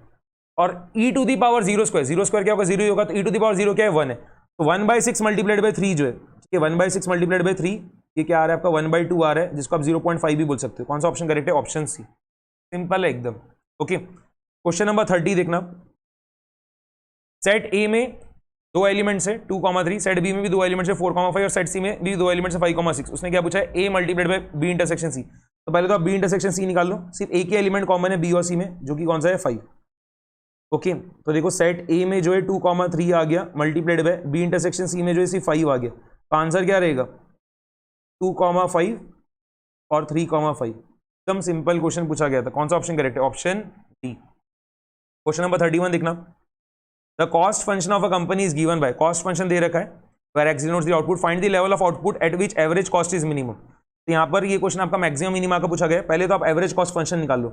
एवरेज कॉस्ट फंक्शन कैसे निकलेगा, टोटल कॉस्ट फंक्शन को जो है आपको क्या करना पड़ेगा, नंबर ऑफ यूनिट्स प्रोड्यूस से डिवाइड करना पड़ेगा। तो total cost function divided by x, ठीक है। टोटल कॉस्ट फंक्शन जो होता है आपका, तो आपको एक्स से डिवाइड करना है। तो 600x डिवाइडेड बाय एक्स करने पे क्या होगा, 600 आएगा, minus 10x square divide by x करने पे क्या होगा, 10x आएगा, plus x³ divide by x करने पे क्या होगा आपका, x² आएगा, ठीक है। अब देखो हमें क्या करना है, लेवल ऑफ आउटपुट निकालना है जिसपे हमारा एवरेज कॉस्ट क्या होना चाहिए, मिनिमम होना चाहिए, ठीक है। या तो फिर अभी आप देखो क्या कर सकते हो, ऑप्शन से भी कर सकते हो, देखोगे कि x का वैल्यू पुट करने, ये जो एवरेज कॉस्ट फंक्शन है इसमें क्या करो आप, जो भी आपको x का वैल्यूज दे रखा है ऑप्शन में पुट करो, देखो कहां पर वो मिनिमम आ रहा है, ठीक है। एक ये तरीका हो गया। या फिर आप क्या करो, पूरा जो प्रोसेस है उसको लगाओ। आपको क्या करना पड़ेगा, पहले जो आपका फर्स्ट ऑर्डर डेरिवेटिव होता है वो निकालना पड़ेगा। जो एवरेज कॉस्ट फंक्शन है उसका आप क्या करोगे, फर्स्ट ऑर्डर डेरिवेटिव निकालोगे। यहाँ पर देखो हमने एवरेज कॉस्ट फंक्शन का जो है फर्स्ट ऑर्डर डेरिवेटिव निकाला, 600 कांस्टेंट है तो उसका डिफरेंशिएशन 0 आएगा। फिर देखो -10x का डिफरेंशिएशन -10 आ जाएगा, प्लस x² का डिफरेंशिएशन क्या होगा, x² का डिफरेंशिएशन 2x है, तो 2x/2 कितना हो गया, x हो गया, ठीक है। अब हमने जो फर्स्ट ऑर्डर डेरिवेटिव निकाला है इसको हमें क्या करना पड़ेगा, 0 से इक्वेट करना पड़ेगा। उससे क्या होगा, हमारा क्रिटिकल पॉइंट निकल के आ जाएगा, -10x प्लस x = 0। तो x का वैल्यू क्या हो रहा है, 10 आ रहा है। यहाँ पर तो x का एक ही वैल्यू आ रहा है ना, बस और कुछ आगे करो, आगे की स्टेप्स करने की जरूरत ही नहीं, ठीक है। यहाँ पर हम क्या करते हैं, फिर सेकंड ऑर्डर डेरिवेटिव निकालते हैं। यहाँ पर जब आप क्या करोगे, एवरेज कॉस्ट फंक्शन का सेकंड ऑर्डर डेरिवेटिव निकाल रहे हो तो क्या आ रहा है आपका, 1 आ रहा है, ठीक है। -10 प्लस x का जब आप डिफरेंशिएशन करोगे विद रिस्पेक्ट टू x तो क्या होगा, 1 आएगा। अब यहाँ पर x का वैल्यू चाहे कुछ भी हो, ठीक है, यहाँ पर आपका सेकंड ऑर्डर डेरिवेटिव जो हर बार क्या होगा, 1 ही आने वाला है, जो कि क्या है, ग्रेटर देन 0। इतना पक्का है, x = 10 पे जो क्या होगा आपका एवरेज कॉस्ट मिनिमम रहेगा, ठीक है। कौन सा ऑप्शन करेक्ट है, ऑप्शन सी। क्वेश्चन नंबर 32 जो है उसको देखना, which of the following sampling methods is completely free from samplers biases. एकदम सिंपल क्वेश्चन, क्या रहेगा इसका आंसर, रैंडम सैम्पलिंग, ठीक है, ऑप्शन बी। सैम्पलिंग यूनिट से इस बार जो है मेरे ख्याल से 5 से 6 जो है उन्होंने क्वेश्चंस पूछे थे और एकदम सिंपल थे। फिर इसके बाद देखना क्या है, this type of sampling method depends entirely on the description और जजमेंट ऑफ द सैम्पलर। इसको हम क्या बोलते हैं, जजमेंटल सैम्पलिंग बोलते हैं या फिर पर्पसिव सैम्पलिंग भी बोलते हैं, ठीक है। ऑप्शन सी है इसका answer. The diagrammatic representation of the cumulative frequency distribution is frequency polygon, ogive, histogram, line curve. क्या रहेगा इसका आंसर, ऑजाइव, ठीक है, ऑप्शन बी। ये आपका स्टैटिस्टिकल डिस्क्रिप्शन ऑफ डेटा का क्वेश्चन है। इसके बाद देखो, इन 2 ग्रुप्स, यूनिट 1 है 700 people with monthly salary of 2500, unit 2 है 650 with salary of 2750, then the approximate combined arithmetic mean with monthly salary in rupees is. बस कंबाइंड अरिथमेटिक मीन का formula use में लेना है और कुछ नहीं। कि क्या होता है formula, n1 x1 bar plus n2 x2 bar upon n1 plus n2। Put का दो वैल्यूज, n1 कितना है 700 है, x1 बार कितना है 2500 है, प्लस N2 कितना है, N2 कितना है यहाँ पर आपका 650 है, और x2 बार कितना है 2750 है, divided by N1 plus N2, तो 700 प्लस 650। यहाँ पर देखो हम क्या कर रहे हैं, पहले 700 मल्टीप्लाइड बाई 2500 निकाल रहे हैं, ये जो भी आया इसको क्या करो कैलकुलेटर में स्टोर कर लो, M+ का बटन दबा के, फिर 650 मल्टीप्लाइड बाई 2750 निकाल लो, ठीक है, प्लस जो हमने वैल्यू पहले स्टोर कर रही थी उसको बुलाओ फिर से कैलकुलेटर पे MRC का बटन प्रेस करके। अब इन दोनों का एडिशन जो है हमारा आ गया, ठीक है, इन दोनों का एडिशन जो है कितना आ रहा है 3537500 आ रहा है, और 700 प्लस 650 क्या होगा 1350 होगा, तो डिवाइडेड बाई 1350 क्या आ गया आंसर 2620.37, ठीक है 2620.37। ऑप्शन ए जो है सबसे ज्यादा करीब है, ऑप्शन ए को आपको चूज करना पड़ेगा। इसके बाद question number 36, the test of shift ability of the base is called, ठीक है, शिफ्टिंग ऑफ बेस टेस्ट जो है, शिफ्टिंग ऑफ बेस टेस्ट जो है वो हम सर्कुलर टेस्ट को ही बोलते हैं, ऑप्शन नंबर डी एकदम simple. Question number 37, the property of an index number that allow shifting of the base year without referring each time to the original base is tested by which of the following. फिर से same question पूछ लिया, ठीक है, question number 36 और question number 37 same ही है, क्या इसका आंसर भी circular test, shifting of base test के बारे में बात कर रहे हैं ना यहाँ पर, और शिफ्टिंग ऑफ बेस टेस्ट को हम क्या बोलते हैं सर्कुलर टेस्ट भी बोलते हैं, या सर्कुलर टेस्ट को हम क्या बोलते हैं शिफ्टिंग ऑफ बेस टेस्ट भी बोलते हैं वैसे, ओके। क्वेश्चन नंबर 38 जो है एम्बिग्यूअस है, इसके दो आंसर्स आएंगे। Which of the following index does not satisfy the time reversal test, तो देखो यहाँ पर पास्टीज इंडेक्स जो है वो भी सेटिस्फाई नहीं करता टाइम रिवर्सल टेस्ट को, और बाउलीज इंडेक्स जो है वो भी सेटिस्फाई नहीं करता है, इसका answer option number b as well as option number d आएगा। यहाँ पर आईसीआर देखो एक तो क्या कर सकती है, जो स्टूडेंट ने ऑप्शन नंबर बी टिक करके उसको भी मार्क्स देगी, जो स्टूडेंट ने ऑप्शन नंबर डी टिक करके उसको भी मार्क्स देगी, या फिर ऐसा होना चाहिए बहुत से स्टूडेंट क्या करते हैं कभी कभी घबरा जाते हैं क्या दो ऑप्शन कैसे करेक्ट आ गए, तो लोग छोड़ ही देते हैं क्वेश्चन। मेरे हिसाब से तो आईसीआर ने यहाँ पर स्टूडेंट ने अटेम्प्ट किया हो या ना अटेम्प्ट किया हो, ठीक है, फुल मार्क्स देने चाहिए सभी को। क्वेश्चन नंबर 39 देखना, इन a meeting 5 analysts, 2 consultants and 3 managers are to be seated in a row. If the members of the same profession must sit together, in how many ways can they be seated? इस type के तो हमने कितने questions PNC में बनाए कि same subjects की book जो है साथ में रहनी चाहिए वगैरह वैसा, ठीक है, ये बस वैसे ही ये सब्जेक्ट्स ये उसने क्या करना है, ये प्रोफेशन के नाम लिख दिए, एनालिस्ट, कंसल्टेंट, मैनेजर वगैरह वैसा। यहाँ पर देखो क्या करना पड़ेगा आपको, इसको एक मान लो, 5 एनालिस्ट को कंबाइन करके 1 पर्सन मानो, 2 कंसल्टेंट को कंबाइन करके 1 पर्सन मानो, और 3 मैनेजर्स को कंबाइन करके 1 पर्सन मानो, 1 + 1 + 1 पूरे मिला के अब कितने हो गए 3 पर्सन हो गए। ये 3 पर्सन को हम कितने तरीके से अरेंज कर सकते हैं 3 फैक्टोरियल, बट जो 5 एनालिस्ट है वो आपस में कितने तरीके से अरेंज हो सकते हैं 5 फैक्टोरियल तरीके से, जो 2 कंसल्टेंट है वो आपस में कितने तरीके से अरेंज हो सकते हैं 2 फैक्टोरियल, और जो 3 मैनेजर आपस में कितने तरीके से अरेंज हो सकते हैं 3 फैक्टोरियल, ठीक है, बस आंसर आ गया। 3 फैक्टोरियल 6 होता है, 5 फैक्टोरियल 120 होता है, 2 फैक्टोरियल 2 होता है, और 3 फैक्टोरियल 6 होता है। इनको मल्टीप्लाई करने पे क्या हो रहा है 8640 आ रहा है, ठीक है, ऑप्शन बी आपका करेक्ट है। क्वेश्चन नंबर 40, इसको तो आपने ऑप्शन से ही करना चाहिए, ठीक है, और ये जो वैल्यूज दे रखी है बहुत बार यूज में आती है, मतलब पता होता है हमें कि 8C2 जो है 56 होता है, ठीक है, मतलब पता है ये चीज 8C2 का वैल्यू 56 आएगा, ठीक है, 28 जो है वो 8C3 होता है, 70 जो 8C4 होता है, ठीक है, या फिर नहीं भी पता है तो ऑप्शन से करो ना, ऑप्शन नंबर ए को देख लो, n = 8 r = 3, यहाँ पर देखो NCR-1, तो 8CR-1 क्या हो गया 3 - 1 करोगे, ठीक है, सॉरी मैंने 8C2 जो है 8C2 जो है क्या होगा आपका 28 होगा, 8C2 जो है क्या होगा आपका 28 होगा, मैंने मेरे ख्याल से जब बोलते सब गलत बोल दिया था, 8C2 का वैल्यू जो है वो क्या होगा आपका 28 आएगा। कैसे देखो, सिंपल तरीका होता है, आपको पूरा जो है फॉर्मूला भी यूज करने की जरूरत नहीं, एनसीआर का जो पूरा फॉर्मूला वो यूज करने की भी जरूरत नहीं, कैसे करना पड़ेगा, जब भी आपका R2 है आप क्या कर सकते हो, ये जो यहाँ पर आपका n है 8 मल्टीप्लाइड बाय 8 के पहले कौन सा नंबर आता है 7, 8 मल्टीप्लाइड बाय 7 कितना होगा 56, डिवाइडेड बाय 2 करोगे तो क्या होगा 28, ठीक है, 8C2 का वैल्यू 28 आ रहा है, क्वेश्चन में भी वही दे रखा है। 8C3 बाद में n की जगह 8 पुट कर रहे हैं, r की जगह 3 पुट कर रहे हैं, 8C3 निकाल लो, 8C3 आपका 56 ही आना है, कैसे निकालना पड़ेगा, अब एनसीआर का फॉर्मूला इसमें ले लो आप, क्या होता है n factorial divide by r factorial multiplied by n - r factorial, n factorial क्या हो जाएगा यहाँ पर 8 factorial divide by r factorial ने कितना 3 factorial multiplied by n - r, 8 - 3 कितना हो गया 5, तो मल्टीप्लाइड बाय 5 फैक्टोरियल। अब यहाँ पर देखो पहले आप क्या करो 8 फैक्टोरियल डिवाइड बाय 5 फैक्टोरियल निकाल लो, ठीक है, तो क्या हो जाएगा 6 मल्टीप्लाइड बाय 7 मल्टीप्लाइड बाय 8 कितना हो गया 336 डिवाइडेड बाय 3 फैक्टोरियल, तो डिवाइडेड बाय 6 करो कितना आ रहा है 56 आ रहा है, ठीक है, 2 इक्वेशंस तो सेटिस्फाई हो गए, तीसरा भी चेक कर लो, ठीक है, अगर आपको कुछ भी डर है तीसरा भी सेटिस्फाई कर लो, तीसरा भी आपको चेक करने के देख लेना है, तो NCR+1 तो 8C 3 + 1 कितना हो गया 4, तो 8C4 का वैल्यू निकालो, 8 factorial divide by 4 factorial multiplied by 4 factorial, तो पहले आप क्या करो 8 फैक्टोरियल डिवाइड बाय 4 फैक्टोरियल निकाल लो, क्या कैसे निकालोगे 5 multiplied bye 6 multiplied bye 7 multiplied by 8, जब आप 8 फैक्टोरियल डिवाइड बाय 4 फैक्टोरियल निकाल रहे हो तो आपको क्या करना पड़ेगा 5 multiplied bye 6 multiplied bye 7 multiplied by 8 करना पड़ेगा, जो कि कितना आ रहा है 1680 आ रहा है। अब उसको डिवाइड कर दो 4 फैक्टोरियल से, तो डिवाइडेड बाय 4 फैक्टोरियल क्या होता है 24, डिवाइडेड बाय 24 करने पे क्या हो रहा है 70 आ रहा है, ठीक है कि नहीं, यहाँ पर कौन सा ऑप्शन करेक्ट है आपका ऑप्शन। इसके बाद क्वेश्चन नंबर 41 देखना, ये क्वेश्चन थोड़ा सा ट्रिकी था, ट्रिकी इस वजह से क्योंकि हो सकता है कुछ स्टूडेंट्स ने यहाँ पर ऑप्शन नंबर बी जो है चूज करके आया होगा, बट ऑप्शन नंबर बी जो है यहाँ पर इसका गलत है, इसका आंसर ऑप्शन नंबर ए आने वाला है। क्यों, उसने देखो क्या पूछा है, टोटल नंबर्स पूछा है greater than 2000 that can be form with the digits 1 2 3 4 5 and no digit being repeated in any number are. उसने ये नहीं बोला कि कितने 4 डिजिट नंबर्स ग्रेटर देन 2000 है। अगर वो पूछता था 4 डिजिट नंबर्स ग्रेटर देन 2000 तो आंसर रहता था 96। और उसने बोला टोटल नंबर्स ग्रेटर देन 2000। कितने ही क्वेश्चन हमने क्लास में इस टाइप के करे, ठीक है। इसका आंसर आपका 216 आएगा। कैसे देखना, जितने भी आप 5 डिजिट नंबर्स बनाओगे सभी क्या रहेंगे, 2000 से ज्यादा रहेंगे, ठीक है। ये देखो 5 डिजिट अवेलेबल है और ये 5 डिजिट को यूज करके आप जितने भी 5 डिजिट नंबर बनाओगे वो सभी के सभी 5 डिजिट नंबर क्या रहेंगे, 2000 से ज्यादा रहेंगे। तो कितने 5 डिजिट नंबर्स आप बना सकते हो, 5 फैक्टोरियल। 5 फैक्टोरियल का वैल्यू कितना रहेगा, 120। इसके बाद देखना कितने 4 डिजिट नंबर्स आप बना पाओगे जो कि क्या रहेगा, 2000 से बड़े रहेंगे। यहाँ पर देखो ये आपका 1000 प्लेस है, फिर ये आपका 100 प्लेस है, ये 10 प्लेस है, यूनिट प्लेस है। कौन कौन से डिजिट्स हमारे पास में अवेलेबल है, 1 2 3 4 5। यहाँ पर आप मुझे बताओ कितना चॉइसेस अवेलेबल है 1000 प्लेस को फिल करने के लिए। क्या आप 1 लिख सकते हो क्या नहीं, क्योंकि अगर आप 1 लिखो 1000 प्लेस पे तो क्या होगा, फिर नंबर 2000 से छोटा रहेगा। क्या आप 2 लिख सकते हो क्या, हाँ 2 लिख सकते हैं, 3 लिख सकते हैं, 4 लिख सकते हैं, 5 लिख सकते हैं। 4 चॉइसेस अवेलेबल 1000 प्लेस को फिल करने के लिए। 100 प्लेस को फिल करने के लिए कितने चॉइसेस अवेलेबल है, हमारे पास में पूरे मिला के 5 डिजिट्स थे, उसमें से हमने एक डिजिट तो क्या करा 1000 प्लेस पे यूज कर लिया। अब हमारे पास में कितने डिजिट्स अवेलेबल 100 प्लेस के लिए, 4। 10 प्लेस के लिए अब कितने डिजिट अवेलेबल रहेंगे, पूरे मिला के 5 डिजिट थे, उसमें से हमने 2 डिजिट तो इस्तेमाल कर लिया, तो अब कितने बचे, 3। और आखिरी में यूनिट प्लेस के लिए कितने डिजिट बचेंगे, अब 2। 4 multiplied bye 4 multiplied by 3 multiplied bye 2 कितना हो रहा है, 96 आ रहा है। तो 120 प्लस 96 ये करने पे कितना हो जाएगा, 216। कौन सा ऑप्शन करेक्ट है, ऑप्शन है। ओके, क्वेश्चन नंबर 42 देखना। How many 3 digit numbers can be formed from the digits 2, 3, 5, 6, 7 and 9 which are divisible by 5 and none of the digit is repeated। ठीक है, वैसे देखो अगर ये चीज नहीं भी दी होती ना तो आपको हर बार ये मानना पड़ता है कि हम कोई भी डिजिट को रिपीट नहीं कर सकते। यहाँ पर हमें बताना है कितने 3 डिजिट नंबर बन सकते हैं जो कि क्या रहेगा, 5 से डिविजिबल रहेगा और इन डिजिट्स को हम इस्तेमाल कर सकते हैं। सिंपल है, ये भी देखो ये हो गया आपका 100 प्लेस, 10 प्लेस, यूनिट प्लेस। पहले तो आप मुझे बताओ डिविजिबिलिटी टेस्ट ऑफ 5 क्या होता है, कि यूनिट प्लेस का डिजिट या तो आपका 0 होना चाहिए या 5 होना चाहिए। तो यहाँ पर देखो 0 तो कोई डिजिट है ही नहीं हमारे पास में अवेलेबल।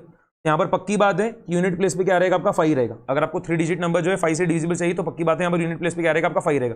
अब आपने 5 ऑलरेडी लिख दिया यूनिट प्लेस पे, अब आपके पास में कौन कौन से नंबर्स अवेलेबल है, 2 है, 3 है, 6 है, 7 है, 9 है। आप मुझे बताना कितनी चॉइसेस अवेलेबल 100 प्लेस को फिल करने के लिए। आप 2, 3, 6, 7, 9 कोई भी डिजिट यहाँ पर लिख सकते हो, तो 5 चॉइसेस अवेलेबल है।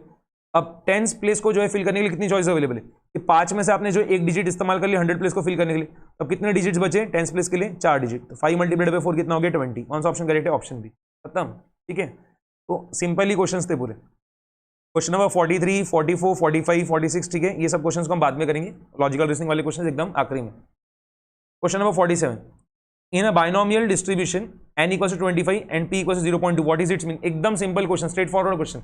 बाइनोमियल डिस्ट्रीब्यूशन का मीन जो है कैसे निकलता है, n मल्टीप्लाइड बाय p करके। n कितना है 25 है, p कितना है 0.2 है, 25 मल्टीप्लाइड बाय 0.2 करने पे कितना आएगा, 5 आएगा। ऑप्शन नंबर ए करेक्ट हो जाएगा, ठीक है। Question number 48, for a binomial distribution if the mean is 10 and standard division is 3 find n। Simple है, मीन का फॉर्मूला क्या होता है, n multiplied by p। Binomial distribution में मीन का फॉर्मूला क्या है, n मल्टीप्लाइड बाय p, और वो कितना दिया 10 दे रखा है। स्टैंडर्ड डिवीजन का फॉर्मूला क्या होता है, स्क्वायर रूट ऑफ npq, ठीक है। अगर स्टैंडर्ड डिवीजन देखो 3 है, स्टैंडर्ड डिवीजन 3 है, तो आप बोल सकते हो वेरिएंस क्या रहेगा, 9 रहेगा। ये वेरिएंस क्या रहेगा, 9 रहेगा। और वेरिएंस का फॉर्मूला क्या रहेगा, npq। तो n multiplied by p multiplied by q जो है कितना दिया, 9 दे रखा है। आपको पता है कि n मल्टीप्लाइड बाय p कितना है, 10 है। n मल्टीप्लाइड बाय p कितना है, 10 है। तो 10 multiplied by q is equals to 9। Therefore q is equals to क्या होगा, 9/10 कितना होगा, 0.1। अगर q आपका 0.1 है तो आप मुझे बताओ p क्या रहेगा, 1 माइनस 0.1 यानी कितना होगा, 0.9। उसने पूछा क्या है, n पूछा है। इसमें अब आप क्या करो, p की जगह 0.9 पुट कर दो। कुछ मिस्टेक हुई क्या, हाँ। q जो है 9 डिवाइडेड बाय 10 जो है ये करने पे 0.9 आएगा, और p जो है 1 माइनस 0.9 करने पे क्या होगा, 0.1 आएगा, ठीक है। तो कैलकुलेशन मिस्टेक हुई थी, उसको मैंने सुधार लिया। अब देखो n मल्टीप्लाइड बाय p जो है 10 है, हमें p पता है कितना, 0.1 है। n multiplied by 0.1 is equal to 10, तो देयरफॉर n क्या हो जाएगा, 10 डिवाइड बाय 0.1 यानी कितना हो गया, 100। कौन सा option correct, option D. Okay, question number 49 देखना। Question number 49, probability of x equals to 1 जो है दिया 0.3, probability of x equals to दिया 0.2, और ये भी बोल रखा है क्वेश्चन में कि x जो है क्या है, पॉइजन वेरिएबल, ठीक है।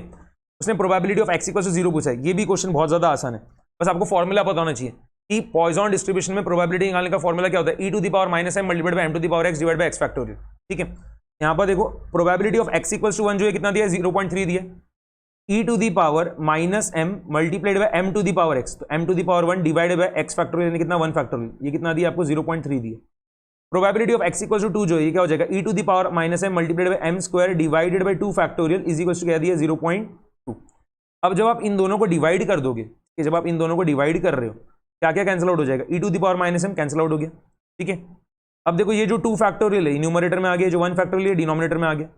क्या दिख रहा है आपको, मैं यहाँ पर बाजू में लिख दे रहा हूँ 2 multiplied by m to the power 1, तो 2m divided by 1 multiplied by m square जो है क्या हो जाएगा m square is equals to 0.3 divide by 0.2 जो है ये करने पे क्या हो रहा है 3/2 आ रहा है। 0.3 बाय 0.2 का आप 3/2 लिख सकते हो।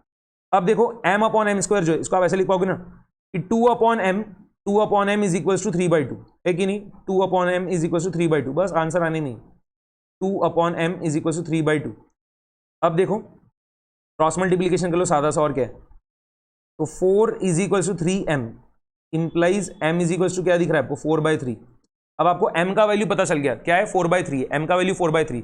उसने पूछा क्या आपको क्वेश्चन में, probability of x equals to 0, क्या हो जाएगा e to the power minus m multiplied by m to the power 0 divide by 0 factorial. m to the power 0 क्या होगा 1, 0 फैक्टोरियल क्या होगा 1, तो e to the power minus m, और m कितना है आपका 4/3 है, तो आंसर आ गया e to the power minus 4/3 आपका आंसर है, ऑप्शन सी जो है करेक्ट है। ओके, इसके बाद देखना क्वेश्चन नंबर 50, क्या दे रखा है, फर्स्ट क्वार्टाइल और थर्ड क्वार्टाइल जो नॉर्मल डिस्ट्रीब्यूशन का 22 और 28 है, आपको जो है मीडियन बताना है। एकदम सिंपल क्वेश्चन, फॉर्मूला बस आपको पता होना चाहिए। फर्स्ट क्वार्टाइल का फॉर्मूला क्या होता है, नॉर्मल डिस्ट्रीब्यूशन में जो है फर्स्ट क्वार्टाइल का फॉर्मूला क्या होता है, म्यू माइनस 0.675 सिग्मा, और ये कितना है 22 है। थर्ड क्वार्टाइल का फॉर्मूला क्या होता है, म्यू प्लस 0.675 सिग्मा, और ये कितना है 28 है। हमें मीडियन निकालना है, आपको ये चीज पता होना चाहिए कि नॉर्मल डिस्ट्रीब्यूशन में मीन मीडियन मोड तीनों क्या होते हैं, सेम होते हैं, ठीक है, और जिसको हम क्या करते हैं म्यू से डिनोट करते हैं। अब इन दोनों इक्वेशन को जब आप क्या करोगे ऐड करोगे तो क्या होगा, म्यू प्लस म्यू कितना हो गया 2 म्यू, ये कैंसल आउट हो गया, 22 प्लस 28 कितना हो गया 50, इंप्लाइज म्यू इक्वल्स टू कितना आ गया 50/2 कितना आ गया 25, तो मीन मीडियन और मोड तीनों ही क्या रहेंगे आपके 25 रहेंगे। आंसर आ गया यहाँ पर, ऑप्शन नंबर बी जो है क्या है करेक्ट है। सिग्मा तक नहीं पूछा उसने, म्यू पूछा, एकदम इजीली आप इसको निकाल पा रहे हो। क्वेश्चन नंबर 51, अब फिर से आपके मैथमेटिक्स और फाइनेंस के क्वेश्चन चालू हो गए, रीड करो। Mister XYZ is investing a certain amount at the end of each month in his account, he is suppose to get interest 12% per annum compounded monthly. यहाँ पर कन्वर्जन पीरियड मंथली है, तो आपको क्या करना पड़ेगा, जो आपका टाइम पीरियड अगर ईयर्स में होगा तो उसको आपको 12 से मल्टीप्लाई करना पड़ेगा, और आपका जो रेट ऑफ इंटरेस्ट है उसको आपको 12 से डिवाइड करना पड़ेगा। If the future value of this annuity after the 10th payment is 50,000, then the amount invested by Mr. XYZ in each month will be given 1.01 to the power 10 कितना है 1.104622 है। Future value of ordinary annuity का formula use में लो। क्यों बोल रहा है मैं ऑर्डिनरी एन्युटी, क्योंकि क्वेश्चन में क्लियरली लिखा है ये जो पर्सन है XYZ क्या कर रहा है, हर महीने के एंड में जो है क्या कर रहा है अमाउंट इन्वेस्ट कर रहा है, ठीक है, तो कैश फ्लोज जो है क्या हो रहा है हर पीरियड के एंड में ऑकर हो रहे हैं, तो ये ऑर्डिनरी एन्युटी है। Future value of ordinary annuity का फॉर्मूला क्या होता है, A/I in bracket 1 + I whole to the power n -1, ठीक है। यहाँ पर देखो जो रेट ऑफ इंटरेस्ट है 12% है, कन्वर्जन पीरियड मंथली है, आप क्या करोगे जो रेट ऑफ इंटरेस्ट है उसको आप क्या करो 12 से डिवाइड कर दो, तो 12% डिवाइडेड बाई 12 करने पे क्या होगा 1% आएगा, जिसको आप डेसिमल में 0.001 लिख सकते हो। ओके, और उसने क्या पूछा है आपको, फ्यूचर वैल्यू ऑफ एन्युटी पूछा है आफ्टर द 10th पेमेंट। तो बेसिकली जो है आपको n का वैल्यू क्या पुट करना पड़ेगा 10 पुट करना पड़ेगा, ठीक है। और यहाँ पर amount of each cash flow जो है, अमाउंट ऑफ ईच इंस्टॉलमेंट जो है निकालना है, ठीक है, amount of each cash flow आपको निकालना है, और future value of annuity after 10th payment दे रखा है, future value of annuity after 10th payment जो दे रखा है, और आपको amount of each cash flow जो है ए का वैल्यू आपको निकालना है। बस सिंपल है, वैल्यूज पुट कर दो फॉर्मूले में आंसर आ जाएगा। Future value of ordinary annuity जो है आफ्टर द 10th पेमेंट दे रखा है 50,000 है, ए हमें निकालना है, ए का वैल्यू, आई जो है कितना है 0.01 है, 1 + I जो है क्या हो जाएगा 1.01 हो जाएगा, और n कितना है 10 है, और 1.01 टू द पावर 10 क्वेश्चन में दे रखा है कितना है 1.104622 -1। बस आप कैलकुलेटर पे पहले इस चीज का वैल्यू निकालो, तो 1.104622 -1 डिवाइडेड बाय 0.01, ये कितना आ रहा है 10.4622 आ रहा है, ठीक है। तो 50,000 डिवाइडेड बाय 10.4622, बस आंसर आ गया 4779.11। ए का वैल्यू जो आ रहा है 4779.11। कौन सा ऑप्शन करेक्ट है, ऑप्शन ए, ऑप्शन ए आपका करेक्ट है। क्वेश्चन नंबर 52 देखो, if a sum doubles itself in 8 years, then in how many years it will become 4 times, assuming that the simple interest is calculated. यहाँ पर तो आप directly shortcut use में ही ले सकते हो। उसने बोल दिया है क्वेश्चन में कि सम जो है डबल्स इटसेल्फ इन 8 years, ये जो 8 years है इसको आपको टी मानना पड़ेगा, ठीक है। अब वो पूछ रहा है कि कितने साल में सम जो है 4 times हो जाएगा, क्वाड्रपल, क्या करना पड़ेगा आपको इसके लिए 3t करना पड़ेगा, ठीक है। 4 times यानी 4t मत कर देना, ठीक है, 4 times यानी क्या करना पड़ेगा आपको 3t करना पड़ेगा, 3 मल्टीप्लाइड बाई टी, तो 3 मल्टीप्लाइड बाई 8 जो है कितना आ रहा है 24 आ रहा है। कौन सा ऑप्शन करेक्ट है, ऑप्शन सी करेक्ट है, ठीक है। अगर वो पूछता था 5 times तो हम क्या करते थे 4t करते थे, फिर आंसर क्या आता 32 आता था। अगर वो पूछता था 3 टाइम्स तो हम 2t करते थे, तो फिर आंसर क्या आता? 16 ईयर्स आता था वैसे। ओके, क्वेश्चन नंबर 53 देखो, if an amount is compounded annually so that it tripled itself in 4 years, then the annual rate of interest is. Simple, इसका आंसर भी आप ओरली कर सकते थे। 3 to the power 1/4 तो उसने दे दिया क्वेश्चन में 1.316, उसमें से 1 सब्ट्रैक्ट करोगे तो क्या होगा? 0.316 आएगा। 0.316 को जब आप परसेंटेज फॉर्म में बताओगे तो क्या आएगा? 31.6% आएगा। ठीक है, किसको अगर नहीं समझा कि डायरेक्टली कैसे आ रहा है, क्या करो आप, अमाउंट का जो फॉर्मूला है उसको यूज में ले लो। Amount is equals to P multiplied by 1 + I whole to the power n। Okay, यहां पर वो क्या बोल रहा है कि अमाउंट जो है वो क्या हो रहा है आपका? Compounded annually gets tripled itself in 4 years। तो लेट्स सपोज करो हमने क्या करा था, 100 रुपए इन्वेस्ट किए थे, अब वो क्या हो गया? ट्रिपल हो गया, कितना हो गया? 300 हो गया।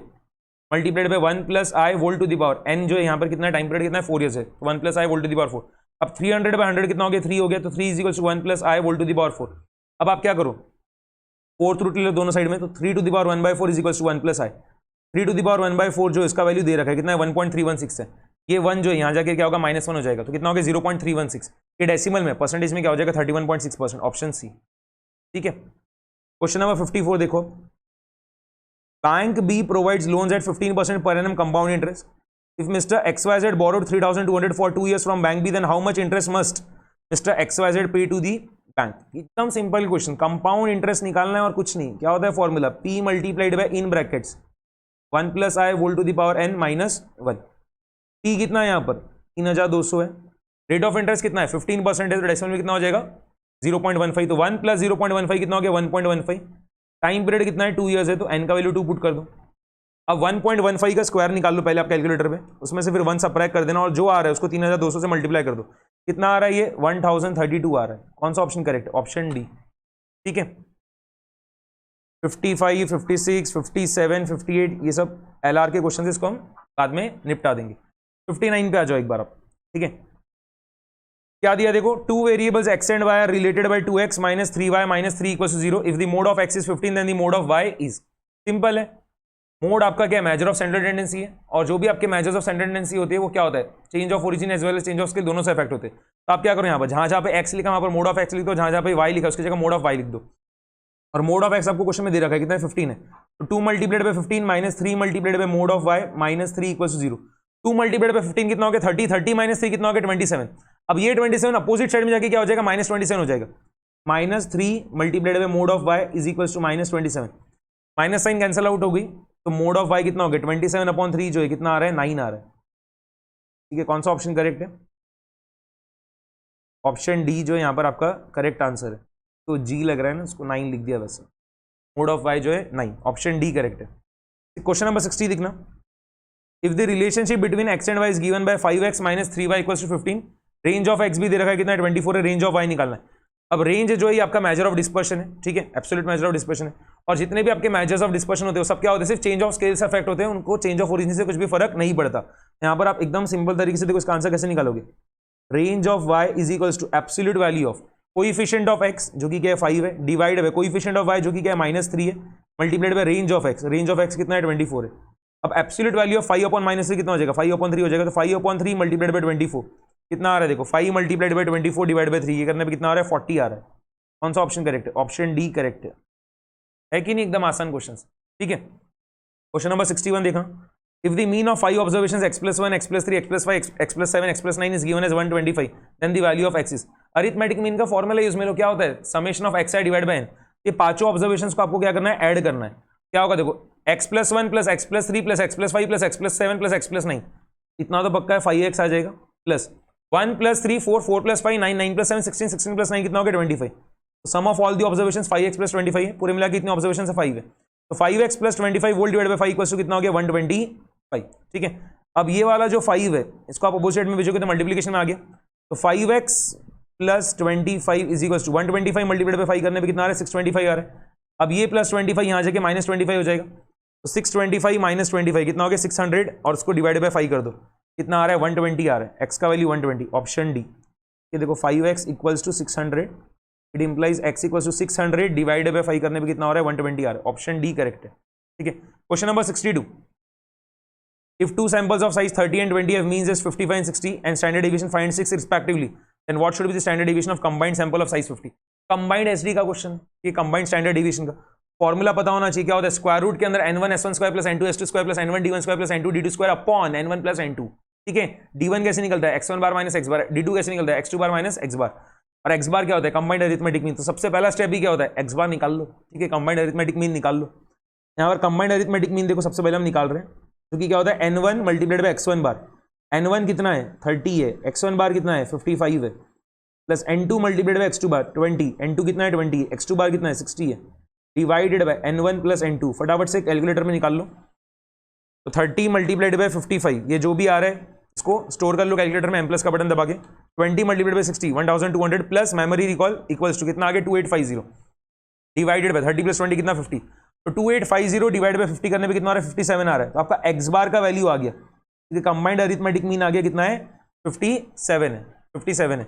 x1 बार और x2 बार तो क्वेश्चन में दे ही रखा है, तो देखो हम यहाँ पर अब क्या कर सकते हैं d1 और d2 निकाल सकते हैं। तो d1 क्या होगा x1 बार माइनस x बार, तो 57 है ना, 57 सॉरी x1 बार कितना है 55 है, 55 तो 55 माइनस 57 कितना हो गया -2।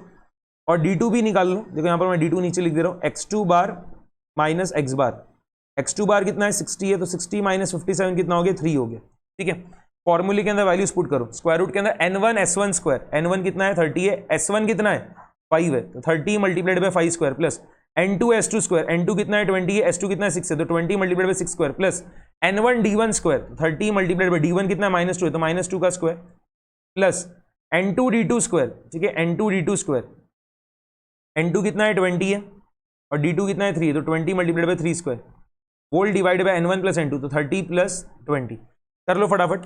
तो 30 मल्टीप्लाइड बाय 25 750, m प्लस का बटन दबा दो। 20 मल्टीप्लाइड बाय 36 720, फिर से m प्लस का बटन दबा दो। 30 मल्टीप्लाइड बाय -2 का स्क्वायर, ठीक है, तो 30 मल्टीप्लाइड 4 कितना 120 हो गया, फिर से m प्लस का बटन दबा दो। और 20 मल्टीप्लाइड बाय 9 जो भी आपका आया है, ठीक है, प्लस मेमोरी रिकॉल कर दो, आपका आंसर आ जाएगा।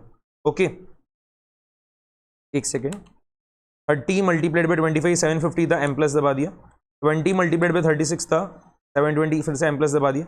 30 मल्टीप्लाइड बाय 4 120, m प्लस दबा दिया।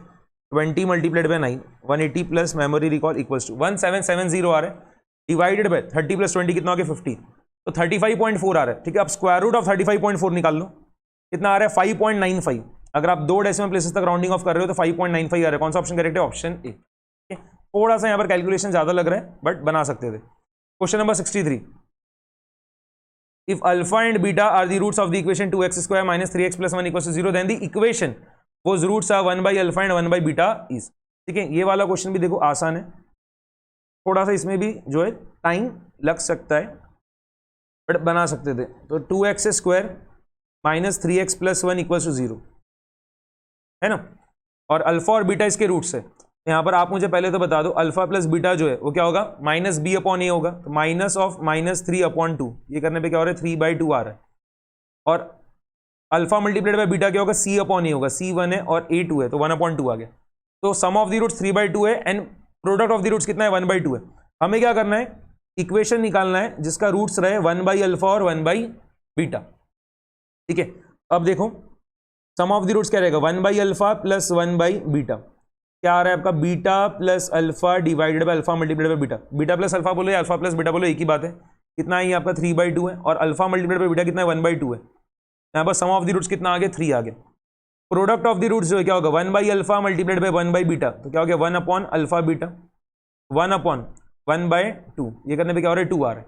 यहाँ पर अब आप क्वाड्रेटिक इक्वेशन कैसे बनाओगे, x square minus sum of the roots multiplied by x, तो x square minus 3x plus product of the roots जो कि कितना है 2 इक्वल्स टू 0, तो x square minus 3x plus 2 equals to 0। Okay, कौन सा ऑप्शन करेक्ट है, option B, ना सही था। ओके, क्वेश्चन नंबर 64 कर लेना। In India an examination is conducted in 2 sessions. In the first session the ratio of boys to girls among 455 students is 8:5। If 50 new girls are admitted in the second session, how many new boys must be admitted so that the ratio of girls to boys becomes 3:4। ठीक है, ये question भी एकदम आसान सा, ये सब equation chapter के क्वेश्चन है, या फिर आप इसको रेशियो में भी ले सकते हो वैसा। तो यहाँ पर देखो पहले वाले सेशन में पूरे मिला के कितने बच्चे थे 455 बच्चे थे, 455 बच्चे थे, और बॉय टू गर्ल्स का रेशियो जो है वो क्या था 8:5 था। यहाँ पर 455 डिवाइड बाई 8 + 5 करने पे क्या होगा 13 आएगा, तो 455 डिवाइड बाई 13 कर लो, कितना आ रहा है 35। तो पहले वाले सेशन में बॉय कितने थे, देखो बॉयज कितने थे 35 मल्टीप्लाइड बाई 8, 35 मल्टीप्लाइड बाई 8, ये करने पे कितना आ रहा है आपका 280 आ रहा है ना। और गर्ल्स जो है वो कितना रहेगी 35 मल्टीप्लाइड बाय 5, ये करने पे कितना आएगा 175 आ जाएगा। ओके, अब वो देखो क्या बोल रहा है कि 50 न्यू गर्ल्स जो है are admitted in the second session, then how many new boys must be admitted so that the ratio of girls to boy, ठीक है बॉय टू गर्ल नहीं बोला, क्या बोला गर्ल्स टू बॉय बिकम 3:4। अब देखो पूरे मिला के जो है गर्ल्स कितनी हो जाएगी, पहले से 175 थी और 50 गर्ल और ऐड हो गए, ठीक है। अब बॉयज कितने हो जाएंगे पूरे मिला के, पहले से 280 थे और लेट्स सपोज करो अब एक्स बॉयज ऐड हुए, और ये वाला रेशियो जो है कितना है 3:4 है। सॉल्व कर लो इक्वेशन को, आंसर आ जाएगा। तो क्रॉस मल्टीप्लिकेशन करना, 175 प्लस 50 जो है ये करने पे कितना आ रहा है 225 मल्टीप्लाइड बाय 4 करने पे कितना आ गया 900, ठीक है। मैं देखो यहाँ की यहाँ ही लिख रहा हूँ।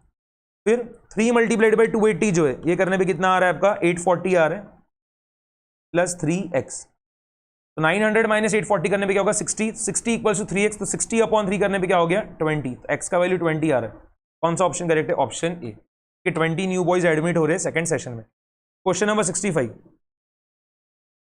3x multiplied by 5, 3x multiplied by b to the power 5 multiplied by log x to the base b equals to 192। ये भी क्वेश्चन बहुत सिंपल है। देखो यहां पर क्या चीज होगी, आपको दिख रहा होगा कि ये बेस क्या है b है और यहां पर भी बेस क्या है b है। ऐसा चीज होने पे देखो क्या होता है, देखो यहां पर मैं डबल से लिख रहा हूं 3x multiplied by b to the power, इसको मैं ऐसे लिख पाऊंगा log x to the power 5 to the base b। ये वाला जो नंबर है 5, ये जब log के अंदर आएगा तो क्या होगा पावर के अंदर दिख जाएगा वैसा, ठीक है। अब देखो यहां पर आपको दिख रहा होगा यहां पर बेस b है और ये log का बेस भी b है, इसको आप ऐसा लिख पाओगे 3x multiplied by x to the power 5, ठीक है। ये शॉर्टकट है, इसको आप डायरेक्टली ऐसा लिख पाओगे। जब ये वाला नीचे का बेस और log का बेस जो है, ठीक है, log अगर आपका पावर में उसका बेस और ये जो नीचे वाला बेस है दोनों अगर सेम है, क्या होगा आप डायरेक्टली जो log का नंबर है उसको लिख सकते हो। 3x multiplied by x to the power 5, और ये कितना दे रखा है देखो 192 दे रखा है, बस अब तो आपका बन ही जाएगा। x multiplied by x to the power 5 क्या हो गया x to the power 6, 192 upon 3 करने पे क्या होगा आपका 64 आ जाएगा, ठीक है। तो x टू दी पावर 6 64 है, सिंपल चीज है, x का वैल्यू क्या होगा 2 होगा, हमें ये चीज पता है 2 टू दी पावर 6 क्या होता है 64 होता है। कौन सा ऑप्शन करेक्ट है, ऑप्शन सी। ओके, क्वेश्चन नंबर 66 देखना, रीड करो फटाफट। 1 year ago the ratio of ages of A and B was 5:4. The ratio of their ages 4 years from now will be 6:5. What will be the age of A in years after 10 years from now? तो यहां पर देखो हम क्या कर रहे हैं, आज की तारीख में या फिर ऐसा मान लो 1 साल पहले, ठीक है 1 साल पहले जो है ए और बी के एजेस का रेशियो क्या था 5:4 था, ठीक है। तो ये मैं थोड़ा नीचे लिख के बता दे रहा हूं आपको, देखना। तो 1 year ago ए और बी के जो एजेस का रेशियो क्या है 5:4 है, तो हम ऐसा बोल सकते हैं ए का एज कितना है 5x और बी का एज कितना है 4x है। ओके, अब देखो क्या बोल रहा है वो, the ratio of their edges 4 years from now, 4 years from now. यहां पर थोड़ा सा आपके एंड से मिस्टेक होने की चांसेस रहेगी, ध्यान से देखना। ये प्रेजेंट है और ये 4 years फ्रॉम नाउ है,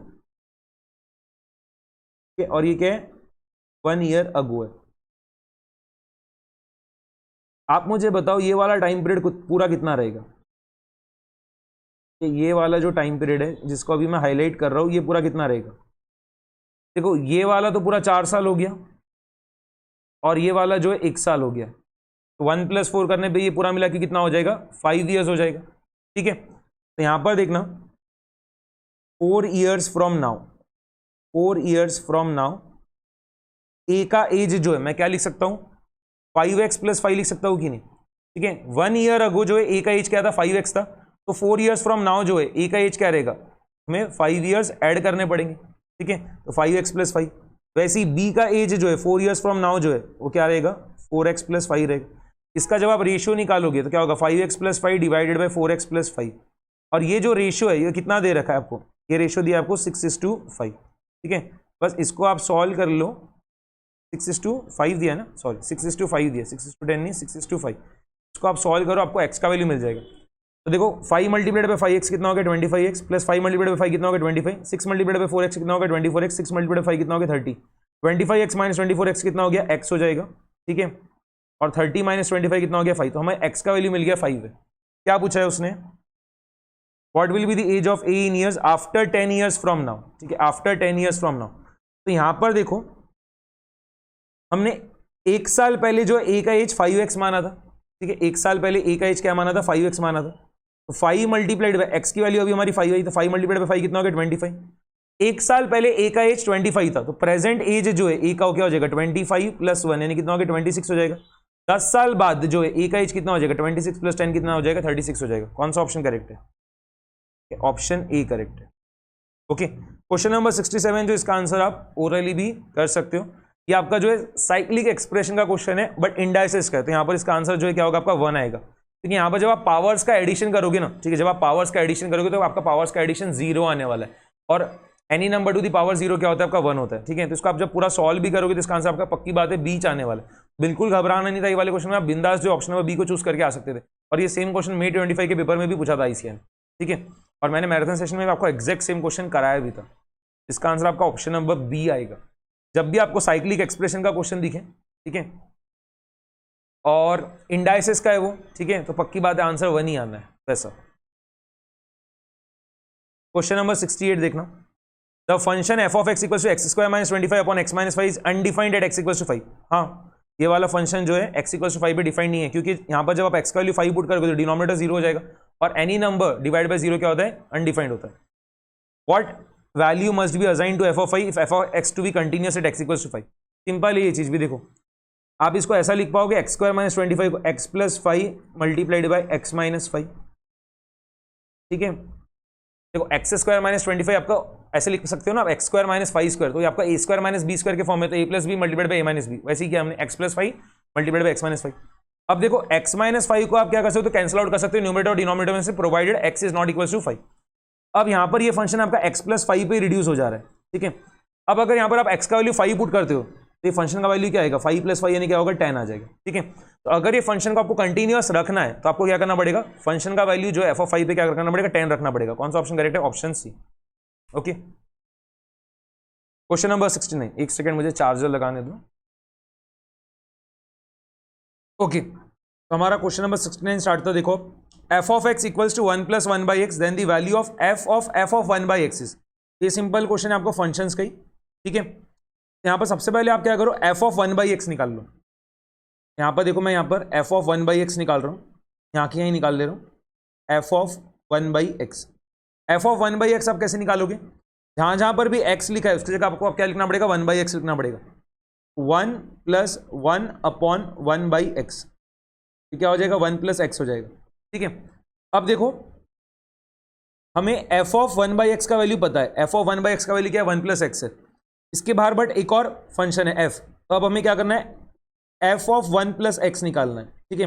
अब f of 1 + x कैसे निकालोगे, सिंपल है, फिर से फंक्शन में जहां जहां पर भी x लिखा था, ठीक है, f of x में जहां जहां पर भी x लिखा था उसके लिए आपको क्या लिखना पड़ेगा, 1 + x लिखना पड़ेगा। 1 + 1/1 + x, क्रॉस मल्टीप्लिकेशन कर लो तो 1 मल्टीप्लाइड बाय 1 + x क्या हो जाएगा, 1 + x + 1 डिवाइडेड बाय 1 + x। इसको सॉल्व करने पे देखो क्या आ रहा है आपका, इसको आप बोल सकते हो 2 + x, ठीक है, 2 + x डिवाइडेड बाय 1 + x। कौन सा ऑप्शन करेक्ट है, ऑप्शन बी, ठीक है। इसको आप x + 2 / x + 1 बोल दो, या फिर 2 + x / 1 + x बोल दो, एक ही बात है, ठीक है। तो कौन सा ऑप्शन करेक्ट आ रहा है, ऑप्शन बी। दिख रहा है ना सभी को ये, ठीक है।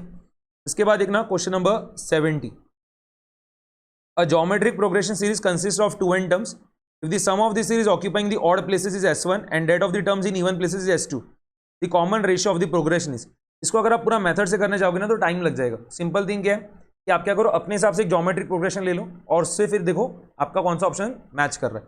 यहाँ पर देखो मैं एक ज्योमेट्रिक प्रोग्रेशन ले लेता हूँ जिसमें क्या रहेगी, 6 टर्म्स रहेगी, ठीक है। तो देखो 2 4 8 16 32 64, ये ज्योमेट्रिक प्रोग्रेशन है कि नहीं, ज्योमेट्रिक प्रोग्रेशन है, क्योंकि रेशियो बिटवीन कॉन्सिक्यूटिव टर्म्स क्या है, सेम है।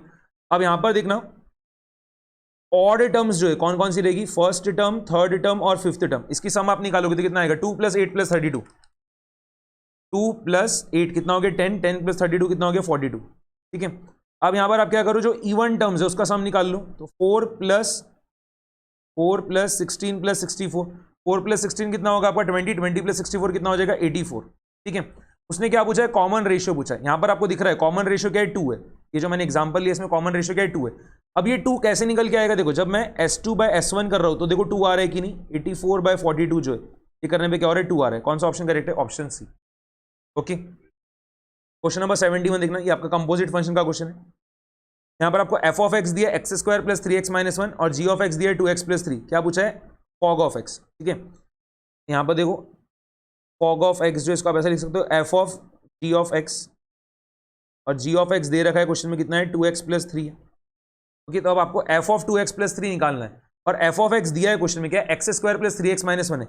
जहां जहां पर भी x लिखा है उसकी जगह आप क्या लिखोगे 2x प्लस 3 लिखोगे, आपका आंसर आ जाएगा 2x प्लस 3 का whole square plus 3 multiplied by 2x plus 3 minus 1। ठीक है, 2x प्लस 3 का होल स्क्वायर आप कैसे निकालोगे, a plus b whole square का फॉर्मूला यूज में लिखे, आइडेंटिटी जो होता है a plus b whole square का वो यूज में ले लो, a square plus b square plus 2ab। तो 2x का होल स्क्वायर कितना हो जाएगा 4x स्क्वायर, 3 का स्क्वायर कितना हो जाएगा 9 plus 2 multiplied by 2x multiplied by 3 कितना हो जाएगा 12x, 3 मल्टीप्लाइड बाई 2x कितना हो गया 6x, 3 मल्टीप्लाइड बाई 3 कितना हो गया 9 माइनस 1। बस इसको आप क्या करो सिंप्लीफाई कर लो और देखो आपका आंसर आ जाएगा।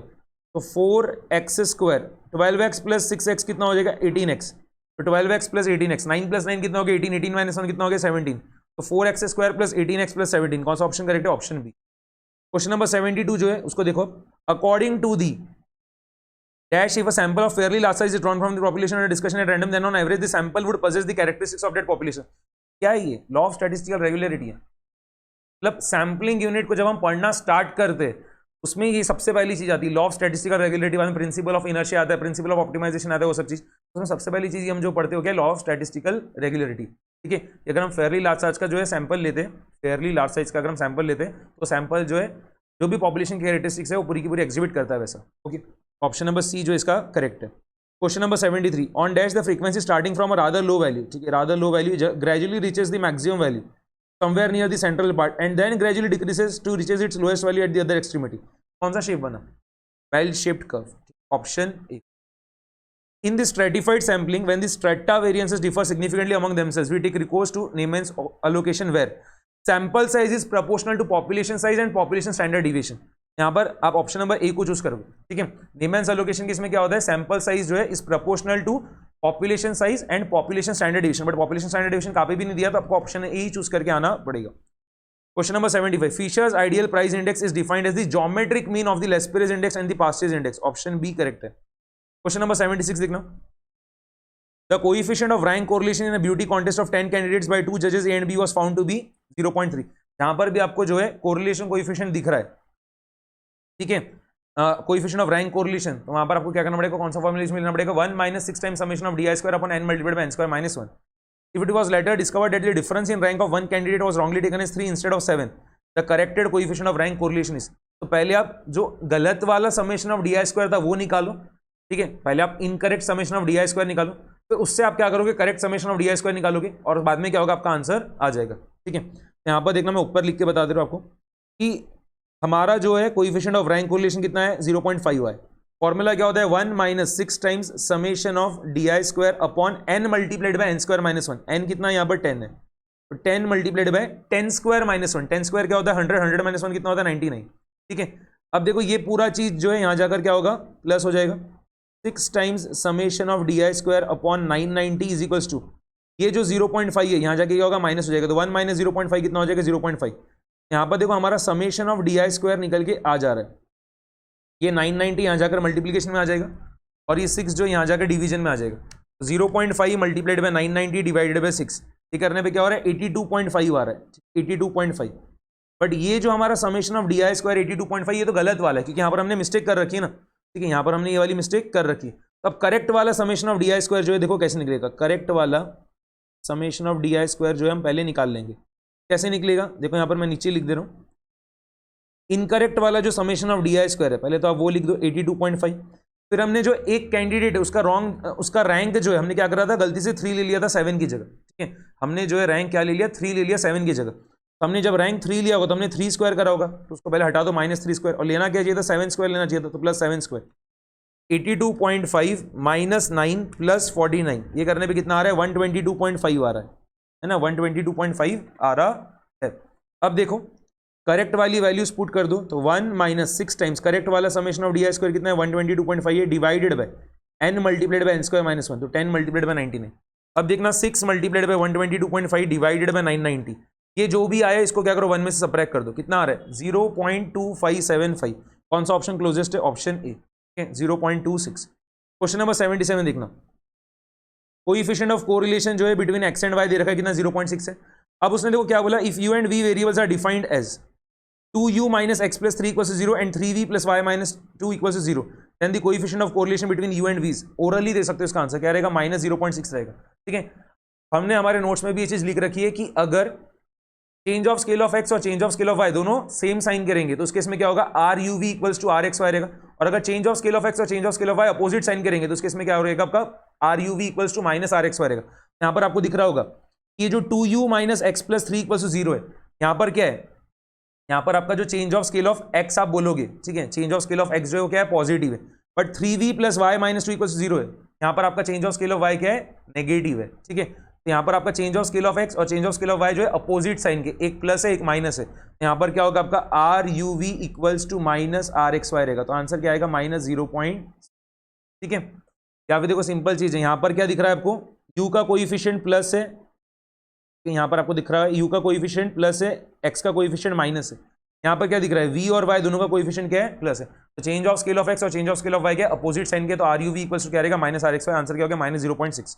Question number 78, which index number method uses current year quantities as weights. जब आप पास्टेज प्राइस इंडेक्स नंबर डालते हो तो आप क्या करते हो, करंट ईयर क्वांटिटी को जो है वेट लेते हो। ठीक है, फॉर्मूला क्या होता है, summation of P1 Q1 divided by summation of P0 Q1 multiplied by 100। ये जो Q1 है यहाँ पर आपका वो क्या है, वेट है। ठीक है, और Q1 क्या होता है, current year quantity. Question number 79 देखना, an investor intends to purchase a 3-year bond at a price of ₹907.125 having nominal interest rate of 10%. What is the par value of the bond if it matures at par and the investor requires return at the rate of 14%? यहाँ पर जो price of bond, value of bond का जो formula होता है उसको आपको use में लेना है। यहाँ पर वैसे तो उसने प्राइस ऑफ बॉन्ड आपको क्या दिया, 907.125 दे रखा है। प्राइस ऑफ बॉन्ड का फॉर्मूला क्या होता है, interest amount multiplied by present value annuity factor plus redemption value divide by 1 + i whole to the power n। Interest amount कैसे निकालते हो आप, इंटरेस्ट अमाउंट कैसे निकलेगा आपका, जो भी पार वैल्यू ऑफ बॉन्ड है, ठीक है, या फेस वैल्यू ऑफ बॉन्ड बोल दो आप, एक ही बात है। तो यहाँ पर हम क्या कर रहे हैं, पार वैल्यू ऑफ बॉन्ड जो इसको हम क्या कर रहे हैं, एक्स मान ले रहे हैं।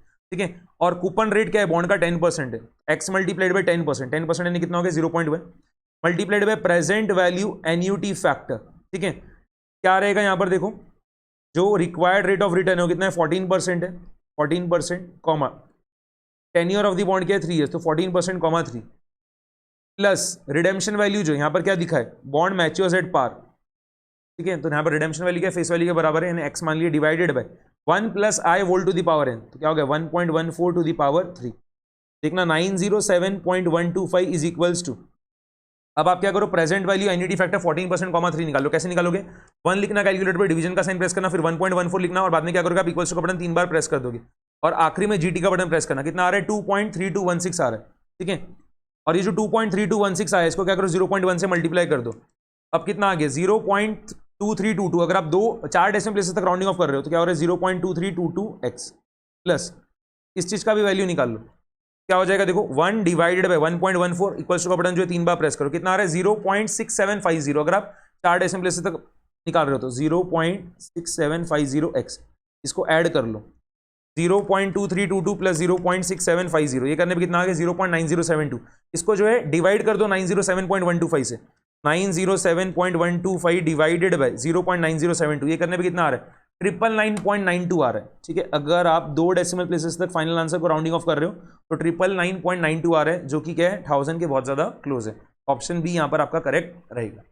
ठीक है, क्वेश्चन नंबर 80 देखना, सिंकिंग फंड आपको क्वेश्चन में लिखा हुआ दिख गया तो future value of ordinary annuity का आपको फॉर्मूला यूज में लेना ही पड़ेगा, मैंने बार बार आपको बोला भी था। तो sinking fund is created for replacement of a machine at the end of 20 years, its present cost is 8 lakh rupees. ये मशीन जो हमें रिप्लेस करना है 20 साल के बाद, उसका आज की तारीख में कॉस्ट कितना है 8 लाख है। After 20 years cost of new machine would be 10 lakh, लिख के दे ही दिया कि 20 साल के बाद जब हम मशीन खरीदेंगे तो उसकी प्राइस जो रहेगी मशीन की कितनी रहेगी 10 लाख रुपए रहेगी। How much provision needs to be made out of the profit of each year provide sinking fund investments can earn interest at the rate of 7% per annum. The scrap value of the machine at the end of 20 years would be 2 lakh rupees. देखो आज हमने machine खरीद लिया, हमने क्या करा आज की तारीख में 8 लाख रुपए देकर मशीन खरीद लिया। अब उस मशीन का लाइफ कितना है 20 years है। 20 साल के बाद जब वो मशीन को हम भंगार में बेचेंगे, उस मशीन को बेच के क्या होगा 2 लाख रुपए आ जाएगा। ठीक है, और जब हम पुराना वाला मशीन बेच देंगे तो हमें अब नया वाला मशीन खरीदना पड़ेगा। नया वाला मशीन खरीदने के लिए कितना रुपया चाहिए, 10 लाख रुपए चाहिए, बट 10 लाख में से क्या हो रहा है, 2 लाख रुपए तो क्या हो रहा है, पुराना वाला मशीन भंगार में बेच के आ जा रहा है। तो अब एडिशनल कितना रुपया चाहिए, 10 लाख माइनस 2 लाख करने पे क्या होगा, 8 लाख चाहिए। ठीक है, 20 ईयर्स के एंड में, ठीक है, जब पूरे 20 साल खत्म हो जाएंगे तो 20 ईयर्स के एंड में हमें एडिशनल कितना रुपये चाहिए, 8 लाख रुपए चाहिए। ठीक है, ये 8 लाख क्या हो गया आपका future value of ordinary annuity हो गया। फॉर्मूला क्या होता है future value of ordinary annuity का, A अपॉन आई, ठीक है, amount of each cash flow. ठीक है, हमें कितना हर साल के साल जो है प्रोविजन जो हम बना रहे हैं इन्वेस्ट करना पड़ेगा वो। ठीक है, amount of each cash flow, the amount of each investment बोल दो वो चीज, A अपॉन आई क्या है यहाँ पर 7%, डेसिमल में कितना हो जाएगा 0.07, फिर multiplied by in brackets 1 plus i whole to the power n, 1 plus i क्या हो जाएगा 1.07 टू दी पावर n, कितना है यहाँ पर 20 है -1। ठीक है, 1.07 टू दी पावर 20 का वैल्यू निकालने की जरूरत नहीं, क्वेश्चन में दे रखा है। तो 3.8697 उसमें से क्या करो 1 सबट्रैक्ट कर दो, वो जो आ रहा है उसको डिवाइड कर दो 0.07 से। ठीक है, ये कितना आ रहा है 40.9957 आ रहा है। ये जो आया इसको क्या करो आप m प्लस का बटन दबा के स्टोर कर लो। ठीक है, जो भी आया 40.9957 ये बाद में क्या होगा 8 लाख से आपको डिवाइड करना रहेगा। ठीक है, 8 लाख डिवाइडेड बाय वो करना पड़ेगा। अब 8 लाख लिख दो डिवाइडेड बाय मेमोरी रिकॉल, कितना आ रहा है 19,514.23 आ रहा है। कौन सा ऑप्शन क्लोजेस्ट है, ऑप्शन सी। ओके, क्वेश्चन नंबर 81 पे आ जाओ। यहाँ पर देखो उसने NAV जो है वो दे रखा है म्यूचुअल फंड का। ठीक है, NAV पर यूनिट जो है वो दे रखा है, वैसा बोल दो आप, या नेट एसेट वैल्यू जो है वो दे रखा है, उससे मतलब नहीं है। देखिए उसको भूल जाओ आप, NAV वगैरह क्या रहता है आप इसको डिटेल में जो है CA फाइनल AFM में पढ़ोगे, उससे हमें मतलब है ही नहीं। अभी हमें क्या करना है, सिर्फ compounded annual growth rate of NAV निकालना है। ठीक है, तो कभी भी हमें क्या करना पड़ेगा, जो स्टार्टिंग ईयर का NAV दे रखा है और जो आखिरी ईयर का NAV दे रखा है उसको यूज में लेना है, और बाद में हम क्या करेंगे अमाउंट का फॉर्मूला यूज में ले लेंगे। A equals to P multiplied by 1 plus i whole to the power n। A क्या है यहाँ पर 200 है, P कितना है 100 है, मल्टीप्लाइड बाय 1 प्लस आई हमें निकालना है, n क्या रहेगा 2025 माइनस 2021, यानी कितना हो गया टाइम पीरियड 4 साल का है। अब 200 बाय 100 कितना हो गया, 2 is equals to 1 plus i whole to the power 4। तो 2 to the power 1 by 4 is equals to 1 plus i, 2 to the power 1 by 4 आप कैलकुलेटर भी इजीली निकाल सकते हो। 2 लिखना, बाद में स्क्वायर रूट का साइन 2 बार प्रेस करना, कितना आ रहा है 1.1892 आ रहा है। ठीक है, फिर 2 टू दी पावर 1 बाय 4 का जो वैल्यू है उसमें से क्या करो आप, ये 1 जो यहाँ जाके क्या होगा -1 हो जाएगा। ये करने पे क्या हो रहा है 0.1892 आ रहा है, आई का वैल्यू आ गया 0.1892, डेट इज 18.92%। कौन सा ऑप्शन करेक्ट है, ऑप्शन बी। एकदम सिंपल क्वेश्चंस पूछे गए थे मैथमेटिक्स ऑफ फाइनेंस चैप्टर के भी। क्वेश्चन नंबर 82, 83, 84, 85 एक बार की मैं स्किप कर रहा हूँ। ठीक है, LR के क्वेश्चन से वो आखिरी में देख लेंगे। 86 पे आ जा रहे हैं। क्वेश्चन नंबर 86 देखो क्या है, Radhika appeared in interview at 3 different companies. In the first company there are 5 candidates, in second company there are 12 candidates and in third company there are 15 candidates. What is the probability that Radhika would be selected. तो पहले तो आप क्या करो, probability निकाल लो कि राधिका एक भी कंपनी में सिलेक्ट होगी नहीं उसकी, और वो जो भी प्रोबेबिलिटी आएगी उसको क्या करना 1 में सबट्रैक्ट कर देना, आपका आंसर आ जाएगा। यहाँ पर आप मुझे बताओ क्या प्रोबेबिलिटी है कि राधिका पहले कंपनी में सिलेक्ट हो जाएगी, 1/5। तो क्या प्रोबेबिलिटी राधिका फर्स्ट कंपनी में सिलेक्ट नहीं होगी, 4/5। 1 माइनस 1/5 करने पे क्या होगा 4/5। क्या प्रोबेबिलिटी राधिका सेकंड कंपनी में सिलेक्ट हो जाएगी, 1/12। तो क्या प्रोबेबिलिटी राधिका सेकंड कंपनी में सिलेक्ट नहीं होगी, 1 माइनस 1/12 करने पे क्या होगा 11/12। सिमिलरली क्या प्रोबेबिलिटी राधिका थर्ड कंपनी में सिलेक्ट नहीं होगी, क्या होगा 1 माइनस 1/15, ये करने पे क्या होगा 14/15। ठीक है, अब आप फटाफट से जो इसको सिंप्लीफाई कर लो, देखो क्या आ रहा है यहाँ पर आपको दिख रहा होगा 4 1 जार 4, 4 3 जार 12। ठीक है, और कुछ नहीं कर सकते। तो 11 मल्टीप्लाइड बाय 14 करने पे क्या होगा 154 आएगा। 5 मल्टीप्लाइड बाय 3 15, 15 मल्टीप्लाइड बाय 15 कितना हो गया 225। ये आंसर नहीं है, ये तो क्या है प्रोबेबिलिटी की राधिका एक भी कंपनी में सिलेक्ट होगी नहीं वो चीज। ठीक है, अब 1 माइनस 154/225 करो, ये आंसर रहेगा। तो 225 माइनस 154 करने पे कितना आ रहा है 71 आ रहा है, तो 71/225 ये आंसर है। कौन सा ऑप्शन करेक्ट हो गया, option D. Okay, question number 87 देखना। Find the probability that 3 digit number formed using the digit 1 3 and 5 without repetition is divisible by 3। एकदम ही सिंपल क्वेश्चन है। यहाँ पर देखो जो आपके पास तुम्हें 3 डिजिट्स अवेलेबल है वो क्या है 1 3 एंड 5 है। 1 3 एंड 5 है, और ये तीनों डिजिट्स आपको यूज में लेना पड़ेगा 3 डिजिट नंबर बनाने के लिए। ओके, और डिविजिबिलिटी टेस्ट ऑफ 3 क्या होता है कि सम ऑफ द डिजिट्स जो है, ठीक है, that should be divisible by 3। यहाँ पर 1 + 3 + 5 आप कर रहे हो तो क्या हो रहा है 9 आ रहा है। अब जितने भी 3 डिजिट नंबर बनाओगे 1 3 और 5 को यूज में लेके, उन सभी नंबर्स का जो सम ऑफ द डिजिट्स वगैरह का 9 रहेगा, जो कि क्या डिविजिबल बाय 3 है। जितने भी आप 3 डिजिट नंबर्स बनाओगे सभी के सभी क्या रहेंगे आपके 3 से डिविजिबल रहने वाले। प्रोबेबिलिटी क्या रहेगा 1। जितने भी आप 3 डिजिट नंबर बनाओगे सभी क्या रहेंगे 3 से डिविजिबल रहेंगे, तो प्रोबेबिलिटी क्या हो गया 1। ओके, क्वेश्चन नंबर 88 देखो। The odds in favour of mister A to solve a problem is 5-7। ठीक है, यहाँ पर देखो ऑड्स इन फेवर दिए रखा है, तो उससे आप प्रोबेबिलिटी कैसे निकालोगे। ये 5 जो है वो क्या है नंबर ऑफ फेवरेबल आउटकम्स है, और 7 जो है वो क्या है नंबर ऑफ अनफेवरेबल आउटकम्स है। प्रोबेबिलिटी क्या होता है number of favourable outcomes divide by total number of outcomes. Number of favourable outcomes 5 है, टोटल नंबर ऑफ आउटकम्स क्या रहेगा 5 + 7 यानी कितना हो गया 12 हो गया, तो प्रोबेबिलिटी ऑफ ए कितना है 5/12 है। अब देखना and odds against mister B to solve the same problem is 9:6। अब आपको ऑड्स अगेंस्ट दे रखा है, ठीक है, वो कितना दिया 9:6 दिया। ऑड्स अगेंस्ट का फॉर्मूला क्या होता है, number of unfavourable outcomes is to number of favourable outcomes. यहां पर देखो ये 9 जो है नंबर ऑफ अनफेवरेबल आउटकम्स है और 6 जो है क्या नंबर ऑफ फेवरेबल आउटकम्स है। तो प्रोबेबिलिटी ऑफ बी क्या हो जाएगा, नंबर ऑफ फेवरेबल आउटकम्स जो है वो क्या है 6 है, divided by total number of outcomes, तो 6 + 9 कितना हो गया 15। प्रोबेबिलिटी ऑफ ए और प्रोबेबिलिटी ऑफ बी हमें मिल गया, और ये दोनों इवेंट्स क्या है इंडिपेंडेंट इवेंट्स है, ठीक है, ये दोनों इवेंट्स के आपके इंडिपेंडेंट है, इंडिपेंडेंट इवेंट्स है। क्यों, अगर बी ने प्रॉब्लम सॉल्व भी कर लिया तो उससे ए के प्रॉब्लम सॉल्व करने में कोई फर्क नहीं पड़ता, या फिर ए ने अगर प्रॉब्लम सॉल्व भी कर लिया तो उससे बी के प्रॉब्लम सॉल्व करने में कोई फर्क नहीं पड़ता, तो ये इंडिपेंडेंट इवेंट्स है आपके। What is the probability that both of them try the problem will be solve.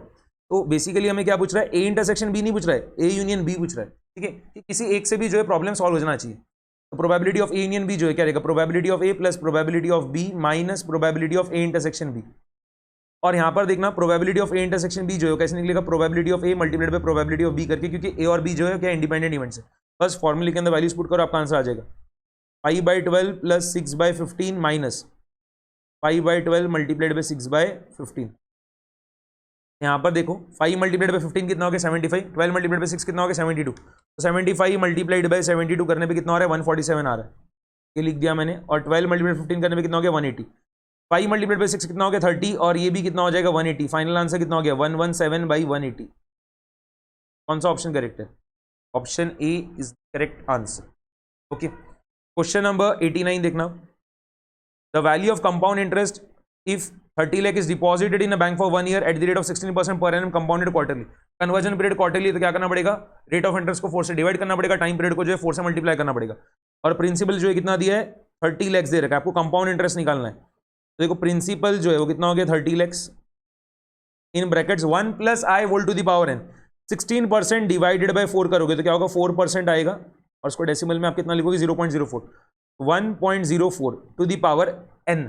Time period क्या है 1 है, इसको आपको 4 से मल्टीप्लाई करना पड़ेगा, तो 1 मल्टीप्लाइड बाय 4 कितना हो गया 4 -1, बस कर लो आंसर आ जाएगा 1.04 टू द पावर 4। आप पहले निकाल लो कैलकुलेटर पे, उसमें से 1 सबट्रैक्ट कर दो और वो जो आ रहा है उसको 30 लाख से मल्टीप्लाई कर दो, क्या आ रहा है आंसर 5,09,575.68, 5,09,575.68।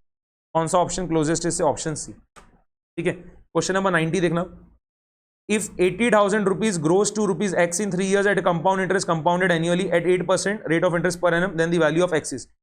बहुत ही सिंपल क्वेश्चन पूछा है, फिर से अब हमें क्या करना पड़ेगा, अमाउंट निकालना पड़ेगा। वो बोल रहा है ये प्रिंसिपल 80,000 है और उसको आपने क्या करा 3 साल के लिए इन्वेस्ट किया, और रेट ऑफ इंटरेस्ट क्या है 8% पर एनम। आपको क्या करना है 3 साल के बाद पूरा मिला के अमाउंट कितना रहेगा निकाल के बताना है। फॉर्मूला यूज में लो, p multiplied by 1 + i whole to the power n, जो है 80,000 है, 1 + i जो है क्या हो जाएगा 1.08 हो जाएगा, और n क्या है 3 है, तो 1.08 टू दी पावर 3 पहले आप निकाल लो, फिर उसको मल्टीप्लाई कर दो 80,000 से, कितना आ रहा है 1 लाख है ना 776.96। कौन सा ऑप्शन करेक्ट है, option A. Question number 91, the common region represented by inequalities 2x + y greater than और equals to 8, x + y greater than और equals to 12, 3x + 2y less than और equals to 34, x greater than और equals to 0, 12 y greater than और equals to 0। यहां पर देखो unbounded तो answer आ ही नहीं सकता। क्यों नहीं आ सकता अनबाउंडेड आंसर, क्योंकि देखो यहां पर 2 जगह ग्रेटर देन और इक्वल्स टू साइन है, और बाद में फिर एक साइन क्या है लेस देन और इक्वल्स टू है। अनबाउंडेड कब आता था, जब हर इनइक्वालिटी की साइन क्या रहती थी सेम रहती थी वगैरह वैसा, ठीक है। बट यहां पर क्या 2 जगह ग्रेटर देन और इक्वल्स टू है, बाद में क्या लेस देन और इक्वल्स टू, ठीक है। पक्की बात है आंसर जो है आपका अनबाउंडेड आ ही नहीं सकता, आंसर क्या आएगा बाउंडेड आएगा। और यहां पर क्या रहेगा आपका फिजिबल एक रीजन बन के तैयार होगा, ठीक है। यहां पर आपका एक फिजिबल रीजन बन के तैयार होगा। जब आप इनइक्वालिटीज को सॉल्व करोगे तो क्या होगा, एक आपका एनक्लोज्ड फिगर बन के तैयार होने वाला, एक एनक्लोज्ड फिगर बन के तैयार होगा, तो फिजिबल बाउंडेड इसका आंसर आ जाएगा आपका। ओके, क्वेश्चन नंबर 92 जो है इसको देखो, the present value of an annuity of ₹90,000 for 13 years at 5.5% compounded annually.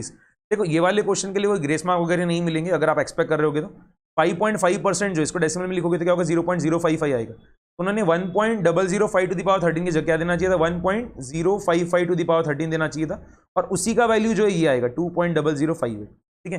But अगर आप इस चीज को इस्तेमाल नहीं भी करते हो ना तो भी आपका आंसर आ जाएगा। Present value of ordinary annuity का फॉर्मूला क्या होता है, A multiplied by present value annuity factor i, n। यहां पर आपका जो है amount of each cash flow जो है कितना है 90,000 है, multiplied by present value annuity factor rate of interest कितना है 5.5% है, तो 0.055 लिख सकते हो इसको आप। और n कितना है 13, बस प्रेजेंट वैल्यू एनईटी फैक्टर पहले निकाल लो, तो 1, बाद में डिवीजन का साइन प्रेस करो, फिर 1.055 लिखो, और बाद में इक्वल्स टू का साइन जो है 13 टाइम्स प्रेस करो। या फिर आप ऐसा भी बोल सकते हो, आपको इक्वल्स टू का साइन प्रेस करना है स्टेप नंबर 15 तक, और बाद में जीटी का बटन प्रेस करो। क्या आ रहा है 9.117 समथिंग आ रहा है, उसको मल्टीप्लाई कर दो 90,000 से, आपका आंसर आ जाएगा। कितना आ रहा है 8,20,537 पॉइंट समथिंग। कौन सा ऑप्शन क्लोजेस्ट है, ऑप्शन बी। हमारा आंसर आ रहा है 8,20,537.07। कौन सा ऑप्शन क्लोजेस्ट है इससे, ऑप्शन बी। क्वेश्चन नंबर 93, ये एलआर का है, 94 भी एलआर का है, 95 पहले कर लेते हैं, ठीक है। इवैल्यूएट द इंटीग्रल, इंटीग्रेशन का सिर्फ एक क्वेश्चन पूछा गया था, वो भी डेफिनेट इंटीग्रल से। 2x² माइनस एक्स क्यूब, तो पहले 2x² का इंटीग्रल निकाल लो। x² का इंटीग्रल क्या होगा, x³/3 माइनस x³ का इंटीग्रल क्या होगा, x⁴/4, ठीक है। और अब आप क्या करो, लिमिट्स लगा दो। तो पहले हम क्या कर रहे हैं, अपर लिमिट जो है 1 वो पुट कर रहे हैं, तो 2 × 1³ माइनस 1⁴/4 माइनस। अब इसमें जब आप लोअर लिमिट पुट करोगे, x का वैल्यू 0 पुट करोगे, तो क्या होगा, पूरा 0 ही आएगा, क्योंकि 0³ 0 होता है, 0⁴ भी क्या होता है, 0 होता है, ठीक है। बस आंसर आ जाएगा 2/3 माइनस 1/4। 2 × 4 क्या हो गया 8, 8 - 3 कितना हो गया 5, 3 × 4 कितना हो गया 12, 5/12। ऑप्शन डी करेक्ट है, ठीक है। 96 भी जो है ये आपका एलआर का है, 97 जो है ये स्टैटिस्टिक्स का है। In continuous frequency distribution the median of the data is 32 if each observation is increase by 7 then the new median will be. Median जो है वो मेजर ऑफ सेंट्रल टेंडेंसी है, और वो क्या होता है, change of origin as well as change of scale, दोनों से इफेक्ट होता है। यहाँ पर जब आप क्या करो, सभी ऑब्जर्वेशन को 7 से बढ़ा रहे हो, यहाँ पर क्या हो रहा है, एक तरीके से चेंज ऑफ ओरिजिन हो रहा है, तो मीडियन भी क्या होगा आपका 7 से बढ़ जाएगा। 32 + 7 कितना हो गया 39। कल सा क्वेश्चन था ये। Question number 98, if arithmetic mean of 2 numbers 64 and harmonic mean 16 then the geometric mean is, formula इसमें लो ना, square of geometric mean is equals to product of arithmetic mean and harmonic mean. तो arithmetic mean जो है कितना 64 है, और harmonic mean कितना 16 है।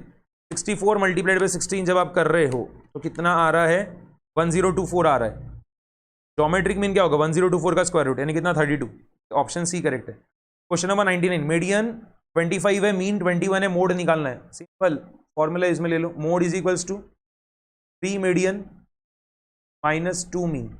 पुट कर दो वैल्यूज, तो 3 × 25 माइनस 2 × 21, तो 75 - 42 जब आप करोगे तो कितना आ रहा है 33 आ रहा है। कौन सा ऑप्शन करेक्ट है, ऑप्शन ए, है ना। Question number 100, last question, calculate the coefficient of quartile division. क्या होता है फॉर्मूला, Q3 - Q1/Q3 + Q1 × 100, और ये आपको डिस्क्रीट डेटा दे रखा है। तो पहले तो आप क्या करो, Q1 और Q3 निकालो। उसके लिए आपको क्या करना पड़ेगा, पहले डेटा को असेंडिंग ऑर्डर में अरेंज करना पड़ेगा। सबसे छोटा वैल्यू क्या है 11, उसके बाद में क्या है 22, फिर क्या है 33, उसके बाद क्या है 55, फिर क्या है 65, फिर क्या है 88, और आखिरी में क्या है 98, ठीक है। पीएथ क्वार्टाइल निकालने का फॉर्मूला क्या होता है, value of n+1/4 multiplied by पीएथ observation. यहाँ पर n कितना है, कितने ऑब्जर्वेशन से पूरे मिला के 7 ऑब्जर्वेशन है। तो देखो फर्स्ट क्वार्टाइल जो है क्या होगा, वैल्यू ऑफ n+1/4, तो 7 + 1 कितना हो गया 8, 8/4 कितना हो गया 2, मल्टीप्लाइड बाय पीएथ ऑब्जर्वेशन। तो यहाँ पर फर्स्ट क्वार्टाइल निकाल रहे हो, तो पी की जगह क्या पुट करना पड़ेगा 1। देखो 7 + 1/4 multiplied by 1th observation. Basically ये क्या आ रहा है, value of second observation. Second observation कौन सा है 22 है, तो फर्स्ट क्वार्टाइल 22 आ गया। थर्ड क्वार्टाइल निकाल लो, वैल्यू ऑफ, अगर फर्स्ट क्वार्टाइल सेकेंड ऑब्जर्वेशन है तो थर्ड क्वार्टाइल क्या रहेगा, मल्टीप्लाइड बाय 3 कर देना simple. Value of sixth observation, ये सिक्स्थ ऑब्जर्वेशन कौन सा है, सिक्स्थ ऑब्जर्वेशन है आपका 88। कोएफिशिएंट ऑफ क्वार्टाइल डिवीजन क्या रहेगा, Q3 - Q1 divided by Q3 + Q1 multiplied by 100। Put कर दो वैल्यूज, तो 88 - 22 डिवाइडेड बाय 88 + 22 मल्टीप्लाइड बाय 100, ठीक है। यहाँ पर आप खुद से अब देखो फटाफट से कैलकुलेटर भी कर सकते हो। 88 - 22 कितना होगा 66 डिवाइडेड बाय 88 + 22 कितना होगा 110, 66 बाय 110 मल्टीप्लाइड बाय 100, ये करने पे कितना और 60 आ रहा है 60। कौन सा ऑप्शन करेक्ट है, ऑप्शन सी, ठीक है। यहाँ पर हमने पूरे क्वेश्चंस बना लिए, समझ में आ गए कि नहीं। तो जितने भी क्वेश्चंस थे बिजनेस मैथमेटिक्स और स्टैटिस्टिक्स के, वो जो है मैंने आपको पूरे सॉल्व करके बता दिया। एलआर वाले क्वेश्चंस, ठीक है, देखो वो भी फटाफट से कर ही लेते हैं।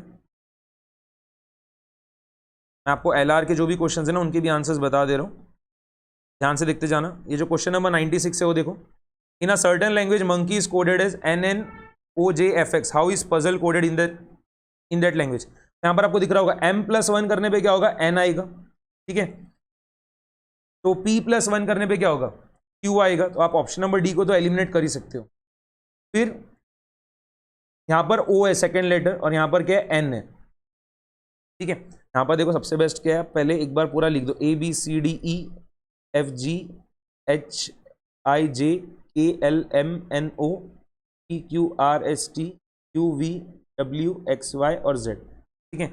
यहाँ पर आपको क्या दिख रहा है, ओ दिख रहा है, यहाँ पर क्या है एन है, तो क्या लॉजिक दिख रहा है, ओ के पहले वाला लेटर एन है, यू के पहले वाला लेटर क्या आएगा, यू के पहले वाला लेटर टी रहेगा, तो क्यू टी वाले कौन से ऑप्शन है, ए बी तीनों ही है। यहाँ पर एन है, यहाँ पर ओ है, ठीक है, एन के बाद ओ आता है, वैसे ही जेड के बाद क्या आएगा, जेड के बाद ए आएगा, ठीक है, वैसे चलना पड़ेगा आपको, तो क्यू टी ए, ये भी कैंसिल आउट हो गया, ओके। उसके बाद देखो यहाँ पर के है, यहाँ पर के है और यहाँ पर क्या है जे है, तो के के पहले जे आता है, ठीक है, के के पहले जे आता है, तो जेड के पहले क्या आएगा, वाई आएगा, तो Q T A Y, Q T A Y, कौन सा ऑप्शन करेक्ट है, बी। बस पूरा करने की जरूरत नहीं है, अब ये वाला भी ऑप्शन एलिमिनेट हो गया, तो ऑप्शन नंबर बी करेक्ट हो गया। क्वेश्चन नंबर 94 देखना, the next term of the series 1 7 17 31 49 71 and so on is, यहाँ पर देखो 6 का गैप है, फिर 10 का गैप दिख रहा है, फिर 14 का गैप है, फिर कितने का 18 का गैप है, फिर ये 22 का गैप है, तो गैप जो है 4 से बढ़ रहा है, 6 + 4 10, 10 + 4 14, 14 + 4 18, 18 + 4 22, अब 22 + 4 कितना हो जाएगा, 26 हो जाएगा, तो 71 + 26 करोगे आप तो क्या होगा, 97 आएगा, 71 + 26 करने पे कितना हो रहा है, 97 आ रहा है ना। आगे देखते हैं, if in a certain code language paint is coded as 74128, यहाँ पर देखो P जो है वो 7 है, सिंपल से क्वेश्चंस पूछे गए थे, एनकोडिंग डिकोडिंग वाले भी एकदम सिंपल क्वेश्चंस थे। P जो है 7 है, उसके अलावा A जो है वो क्या है 4 है, I जो है 1 है, N जो है 2 है और T जो है 8 है। एक्सेप्ट पूछा है उसने, and except is coded as, except भी दे रखा है, एक्सेप्ट इज कोडेड एज 455978, ठीक है। What will be the code for patient, देखो इतना पक्का है, T जो है 8 है तो ये 8 से एंड होना चाहिए, सभी ऑप्शंस 8 से एंड हो रहे हैं, ठीक है। और P जो है क्या है 7 है, तो 7 से स्टार्ट होना चाहिए, तो हमें P पता है 7 है, A जो है क्या है 4 है, 7 4 से स्टार्ट हो रहा है, T जो है वो क्या है 8 है, तो 748, कौन कौन सा कट हो गया, ऑप्शन ए और ऑप्शन सी एलिमिनेट हो गए, ठीक है। I जो है वो क्या है 1 है, 7481, E जो है हमें निकालना है, देखो यहाँ पर E पता चल जाएगा, ये जो 4th लेटर है E है, यहाँ पर ये 4th नंबर डिजिट जो है वो 9 है, 74819, कौन सा ऑप्शन करेक्ट है, ऑप्शन डी। बस सिंपल चीज होती है, ठीक है। इसके बाद ये रहा, ठीक है, question number 85, 5 friends PQ RS and T are sitting in a row facing north, ठीक है। S is between T and Q is to the immediate left of R, सभी जो 5 की 5 पर्सन है वो सब क्या हो रहा है, नॉर्थ में फेस करके बैठे हुए। S is between T and Q, तो इसको आप ऐसा लिख सकते हो ना, S is between T and Q, ये एक चीज हो गया, and Q is to the immediate left of R, ठीक है, Q is to the immediate left of R, तो R के R देखो नॉर्थ में दिख रहा है, तो उसका लेफ्ट यहाँ पे रहेगा और यहाँ पर Q बैठा है, ठीक है। P is to the immediate left of T, P is to the immediate left of the T, who is sitting at the extreme left end, यहाँ पर आप ऐसा लिखोगे TPS, सॉरी TPS नहीं, क्या बोला है देखो, P is to the immediate left of the T, ये T भी जो है नॉर्थ में फेस करके बैठा है, तो इसका लेफ्ट क्या होगा, यहाँ पे आएगा, तो यहाँ पर ये P आ गया, बस आ गया answer, PTSQ। Who is sitting at the extreme left hand, extreme left hand में कौन बैठा है, P बैठा है ना, P बैठा है, कौन सा ऑप्शन करेक्ट है, ऑप्शन डी। और भी देखो मैं आपको बता दे रहा हूँ, question number 84, 6 friends PQ RS T and you are sitting around the hexagonal table each at one corner and are facing the center of the hexagon. P is second to the left of you, पहले तो आप hexagon बना लो, कल सही question है, hexagon बना लिया।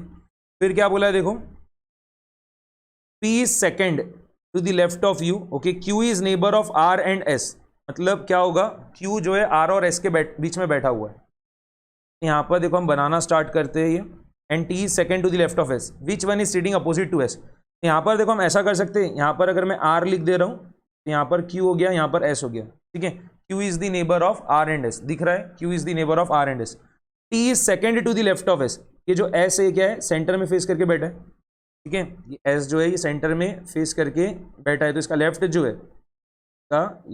है, वो कहाँ पे आएगा, ये तो राइट हो गया, ये लेफ्ट इसका यहाँ पे आ जाएगा। क्या बोला, T is second to the left of S, अब T is second to the left of S अगर आप बोलोगे तो यहाँ पर तो R आ रहा है, इसको ऐसा नहीं लिख पाओगे, इसको ऐसा लिखना पड़ेगा, ठीक है, यहाँ पर S लिखना पड़ेगा और यहाँ पर क्या करना पड़ेगा आपको, R लिखना पड़ेगा। अब देखो एस जो है सेंटर में फेस करके बैठा है यहाँ पे, इसका लेफ्ट जो है क्या होगा, यहाँ पे आएगा, तो T is second to the left of S, तो एक और ये दो, यहाँ पर टी आ जाएगा, पक्की बात है, ठीक है, T is second to the left of S. तो पक्की बात है यहाँ पर देखो आंसर तो टी रहने वाला नहीं है, क्योंकि एस के अपोजिट में टी नहीं है, एस के अपोजिट में आर भी नहीं है, एस के अपोजिट में क्यू भी नहीं है, बच्चा कौन सा पी, पूरे डायग्राम बनाने की जरूरत भी नहीं है, ठीक है। एलआर के जो क्वेश्चन है ना, थोड़ा सा आपको क्या करना पड़ेगा, दिमाग लगा के करना पड़ेगा, तो जल्दी हो जाते। मतलब यहाँ पर दिख गया ना, एस के अपोजिट में देखो ये वाला पर्सन आएगा, और ये ना तो क्यू आर टी है, तो ये कट गए आपके ऑप्शंस, बचा कौन सा, सिर्फ एक ही बचा, पी, आंसर आ गया।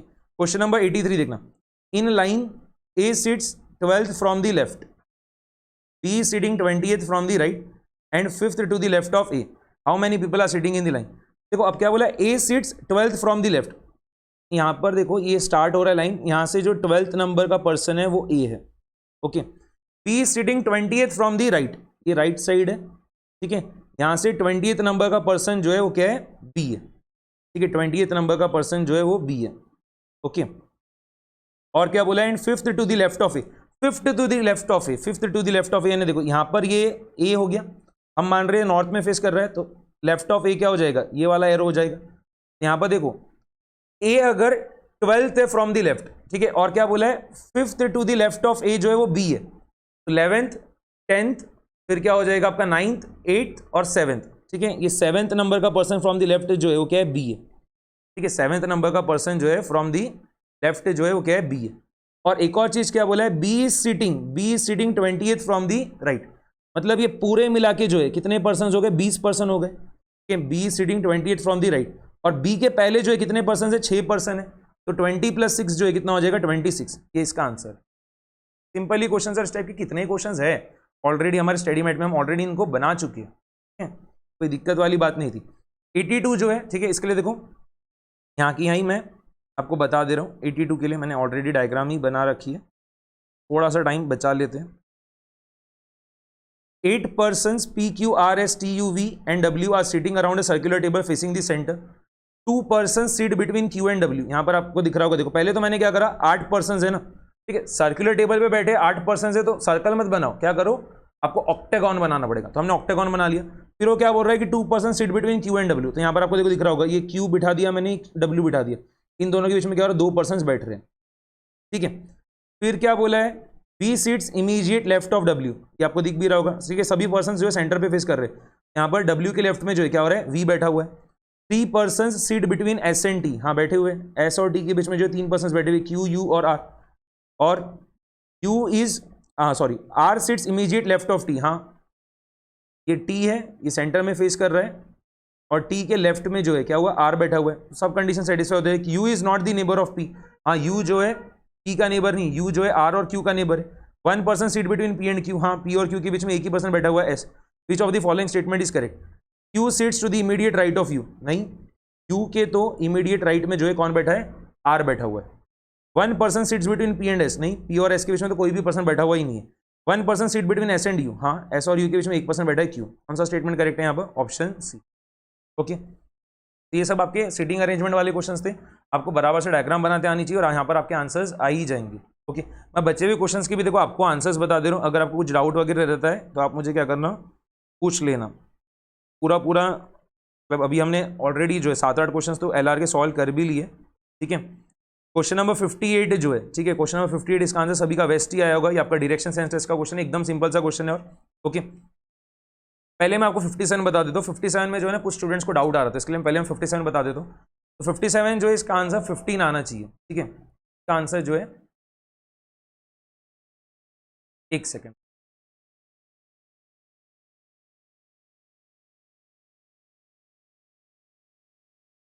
ठीक है, इसका आंसर जो है 15 आना चाहिए। उसके पीछे का रीजन क्या है, 7, 11, 13, 19, 23 ये सब क्या है, प्राइम नंबर्स है, और अकेला जो है 15 जो है क्या है, प्राइम नंबर नहीं है। इसका आंसर क्या आएगा, ऑप्शन नंबर सी आएगा।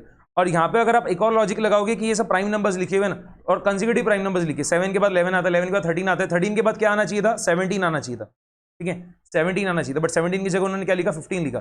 15 जो है क्या रहेगा आपका, ऑड नंबर रहेगा, ओके। और भी देखो बता देता हूँ, क्वेश्चन नंबर 56 जो है इसका आंसर आपका ऑप्शन नंबर डी रहेगा।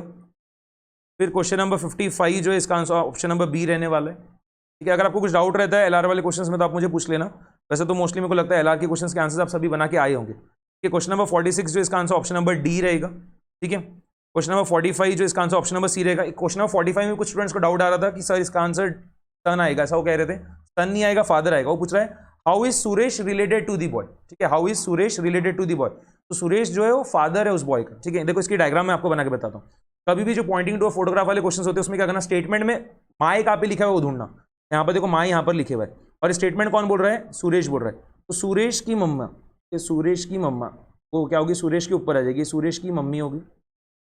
फिर देखो माय मदर के पहले अब क्या लिखे हुआ है, ओनली सन। ठीक है, मतलब हम ये पर्सन पे ऑलरेडी पहुंच चुके हैं। अब इस पर्सन का ओनली सन, इस पर्सन का ओनली सन यानी क्या, सुरेश। अब हम यहाँ पे पहुंच गए, यहाँ पे पहुंच गए। अब ये ओनली सन के पहले क्या लिखा है, ही इज दी सन, मतलब सुरेश का बेटा। ठीक है, सुरेश का बेटा। ठीक है, वो जो बॉय है वो क्या है, सुरेश का बेटा है। तो how is Suresh related to the boy. अब ये जो बॉय है ये सुरेश को क्या बोलेगा, पापा बोलेगा ना, फादर। ठीक है, कौन सा आंसर है, ऑप्शन सी। समझ में आ गया। क्वेश्चन नंबर 44 जो है इसका आंसर आपका ऑप्शन नंबर ए आएगा। क्वेश्चन नंबर 43 जो इसका आंसर ऑप्शन नंबर सी आएगा। ठीक है, इसके बाद कौन सा क्वेश्चन है एलआर का, एक सेकेंड। हाँ, क्वेश्चन नंबर 19 जो इसका आंसर ऑप्शन नंबर बी आने वाला है, नॉर्थ वेस्ट। क्वेश्चन नंबर 18 का आंसर ऑप्शन नंबर सी आएगा, 17 का ए आएगा, 16 का सी आएगा। इस बार के तो एलआर के क्वेश्चंस भी कोई बहुत ज़्यादा डिफिकल्ट नहीं थे और बहुत सारे क्वेश्चंस तो उन्होंने स्टडीमेट में से उठा के दिए थे, जो एक्सरसाइज के अंदर थे वही वाले क्वेश्चंस। ठीक है, बस एक ही बचा, क्वेश्चन नंबर 6 जो इसका आंसर ऑप्शन नंबर ए आएगा, T is grand daughter of Q. ठीक है, बस मैंने जो आखिरी के 5-6 एलआर के क्वेश्चंस थे उसकी डायरेक्टली मैंने आपको आंसर्स बता दिए, और जो उसमें स्टूडेंट को डाउट आ रहा था 2 क्वेश्चंस में एलआर के, उसके मैंने आपको सॉल्व करके भी बता दिया है। ठीक है, तो उम्मीद करता हूँ आपको जो ये पेपर में अच्छे खासे मार्क्स आ रहे होंगे, और आपके कितने मार्क्स वगैरह बन रहे हैं आपने जरूर से कमेंट करके बताना है। ठीक है, और अभी मैंने जो आंसर्स दिए फुल एंड फाइनल, इसमें सिर्फ एक क्वेश्चन एम्बिग्यूअस लग रहा है, वो इंडेक्स नंबर वाला, उसमें जो है आईसीआई बोनस मार्क्स जो है ग्रेस मार्क्स दे सकती है। ओके, उसके अलावा बाकी सभी क्वेश्चंस बराबर है, और बाकी कोई भी क्वेश्चन में ऐसा ग्रेस मार्क मिलने की चांसेस नहीं, सिर्फ एक क्वेश्चन में जो है ग्रेस मार्क मिल सकता। ठीक है, तो जरूर से आप मुझे बताना आपके कितने मार्क्स वगैरह बन रहे हैं, और अगर कोई स्टूडेंट का मार्क्स नहीं बन रहा है, ठीक है, उसको लग रहा है कि मेरा बहुत ही पेपर खराब चला गया, तो मतलब इतना कोई आपको घबराने की बात नहीं है। एक ही कोर्स में आप आए हो तो अटेम्प्ट्स लगते हैं, नो डाउट थोड़ा तो मतलब ऐसा लगता है कि डिमोटिवेटेड सा फील होता है। ठीक है, और थोड़े दिन अब पढ़ाई नहीं होगी, बट कैसा करना, एक आध हफ्ते का 10 दिन का ब्रेक लेके फिर से पढ़ाई पे लग जाना। आपको अगर मेरी फाउंडेशन की जो है क्वांटिटेटिव एप्टीट्यूड की क्लासेस चाहिए तो बहुत ही रीजनेबल प्राइसेस पे अवेलेबल है। ठीक है, आपको क्लास अगर परचेस करना है तो मैं लिंक में डिस्क्रिप्शन में भी दे दूंगा, या फिर जो मेरा व्हाट्सएप नंबर है उसमें आपसे मुझे मैसेज कर देना है, कॉल कर देना वो नंबर पे, तो आपको क्लासेस वहाँ मिल जाएगी, और बहुत ही डिस्काउंटेड प्राइसेस पे भी जो आपको बैचेस मिल जाएगी। 1999 के प्राइस में मैंने क्या करा है, मेरा जो फास्ट ट्रैक बैच है, ठीक है, वो अवेलेबल करा दिया, और 2999 के प्राइस पे रेगुलर बैच। ठीक है, इंग्लिश हिंदी दोनों ही लैंग्वेज में अवेलेबल है, आप हमारी क्लासेस वगैरह भी परचेस कर सकते हो। ठीक है, बढ़िया से रहो, मस्त रहो, पेपर अच्छा गया है तो अच्छी बात है, आगे अब आपको इंटर की पढ़ाई में लग जाना है। यहाँ रिजल्ट तक वेट करने की जरूरत नहीं है, आप अपनी पढ़ाई में लग सकते हो 20-25 दिन के बाद में वैसा। ठीक है, और जिनका पेपर बिगड़ा है उनको पता चल जा रहा है कि यार मेरे कम मार्क्स बन रहे हैं, मेरा नहीं क्लियर होगा कोई सब्जेक्ट वगैरह। ठीक है, जैसे मैथ्स इकोनॉमिक्स में पता चल जाता है, वैसे तो इकोनॉमिक्स निकल ही जाता है जनरली सबका। मैथ्स में अगर आपको लग रहा है कि नहीं हुआ, ठीक है, कुछ मार्क्स से रह जा रहा है, या फिर जो भी है आपको लगता है कि मुझे क्लासेस लेना चाहिए, तो आप क्लासेस ले सकते हो, या फिर से जो है फटाफट से अपनी पढ़ाई में लग जाओ, अच्छे से पढ़ाई करो, बहुत सारे क्वेश्चंस की प्रैक्टिस करो, अगली बार जो है फोड़ के आ जाओगे। ठीक है, अभी अगर आपका अटका है, अगली बार ऐसा रहना चाहिए 80+, 90+ मार्क्स बन जाएंगे वैसा। ठीक है, चलो बाय बाय एवरीवन, मिलते हैं नेक्स्ट वीडियो में।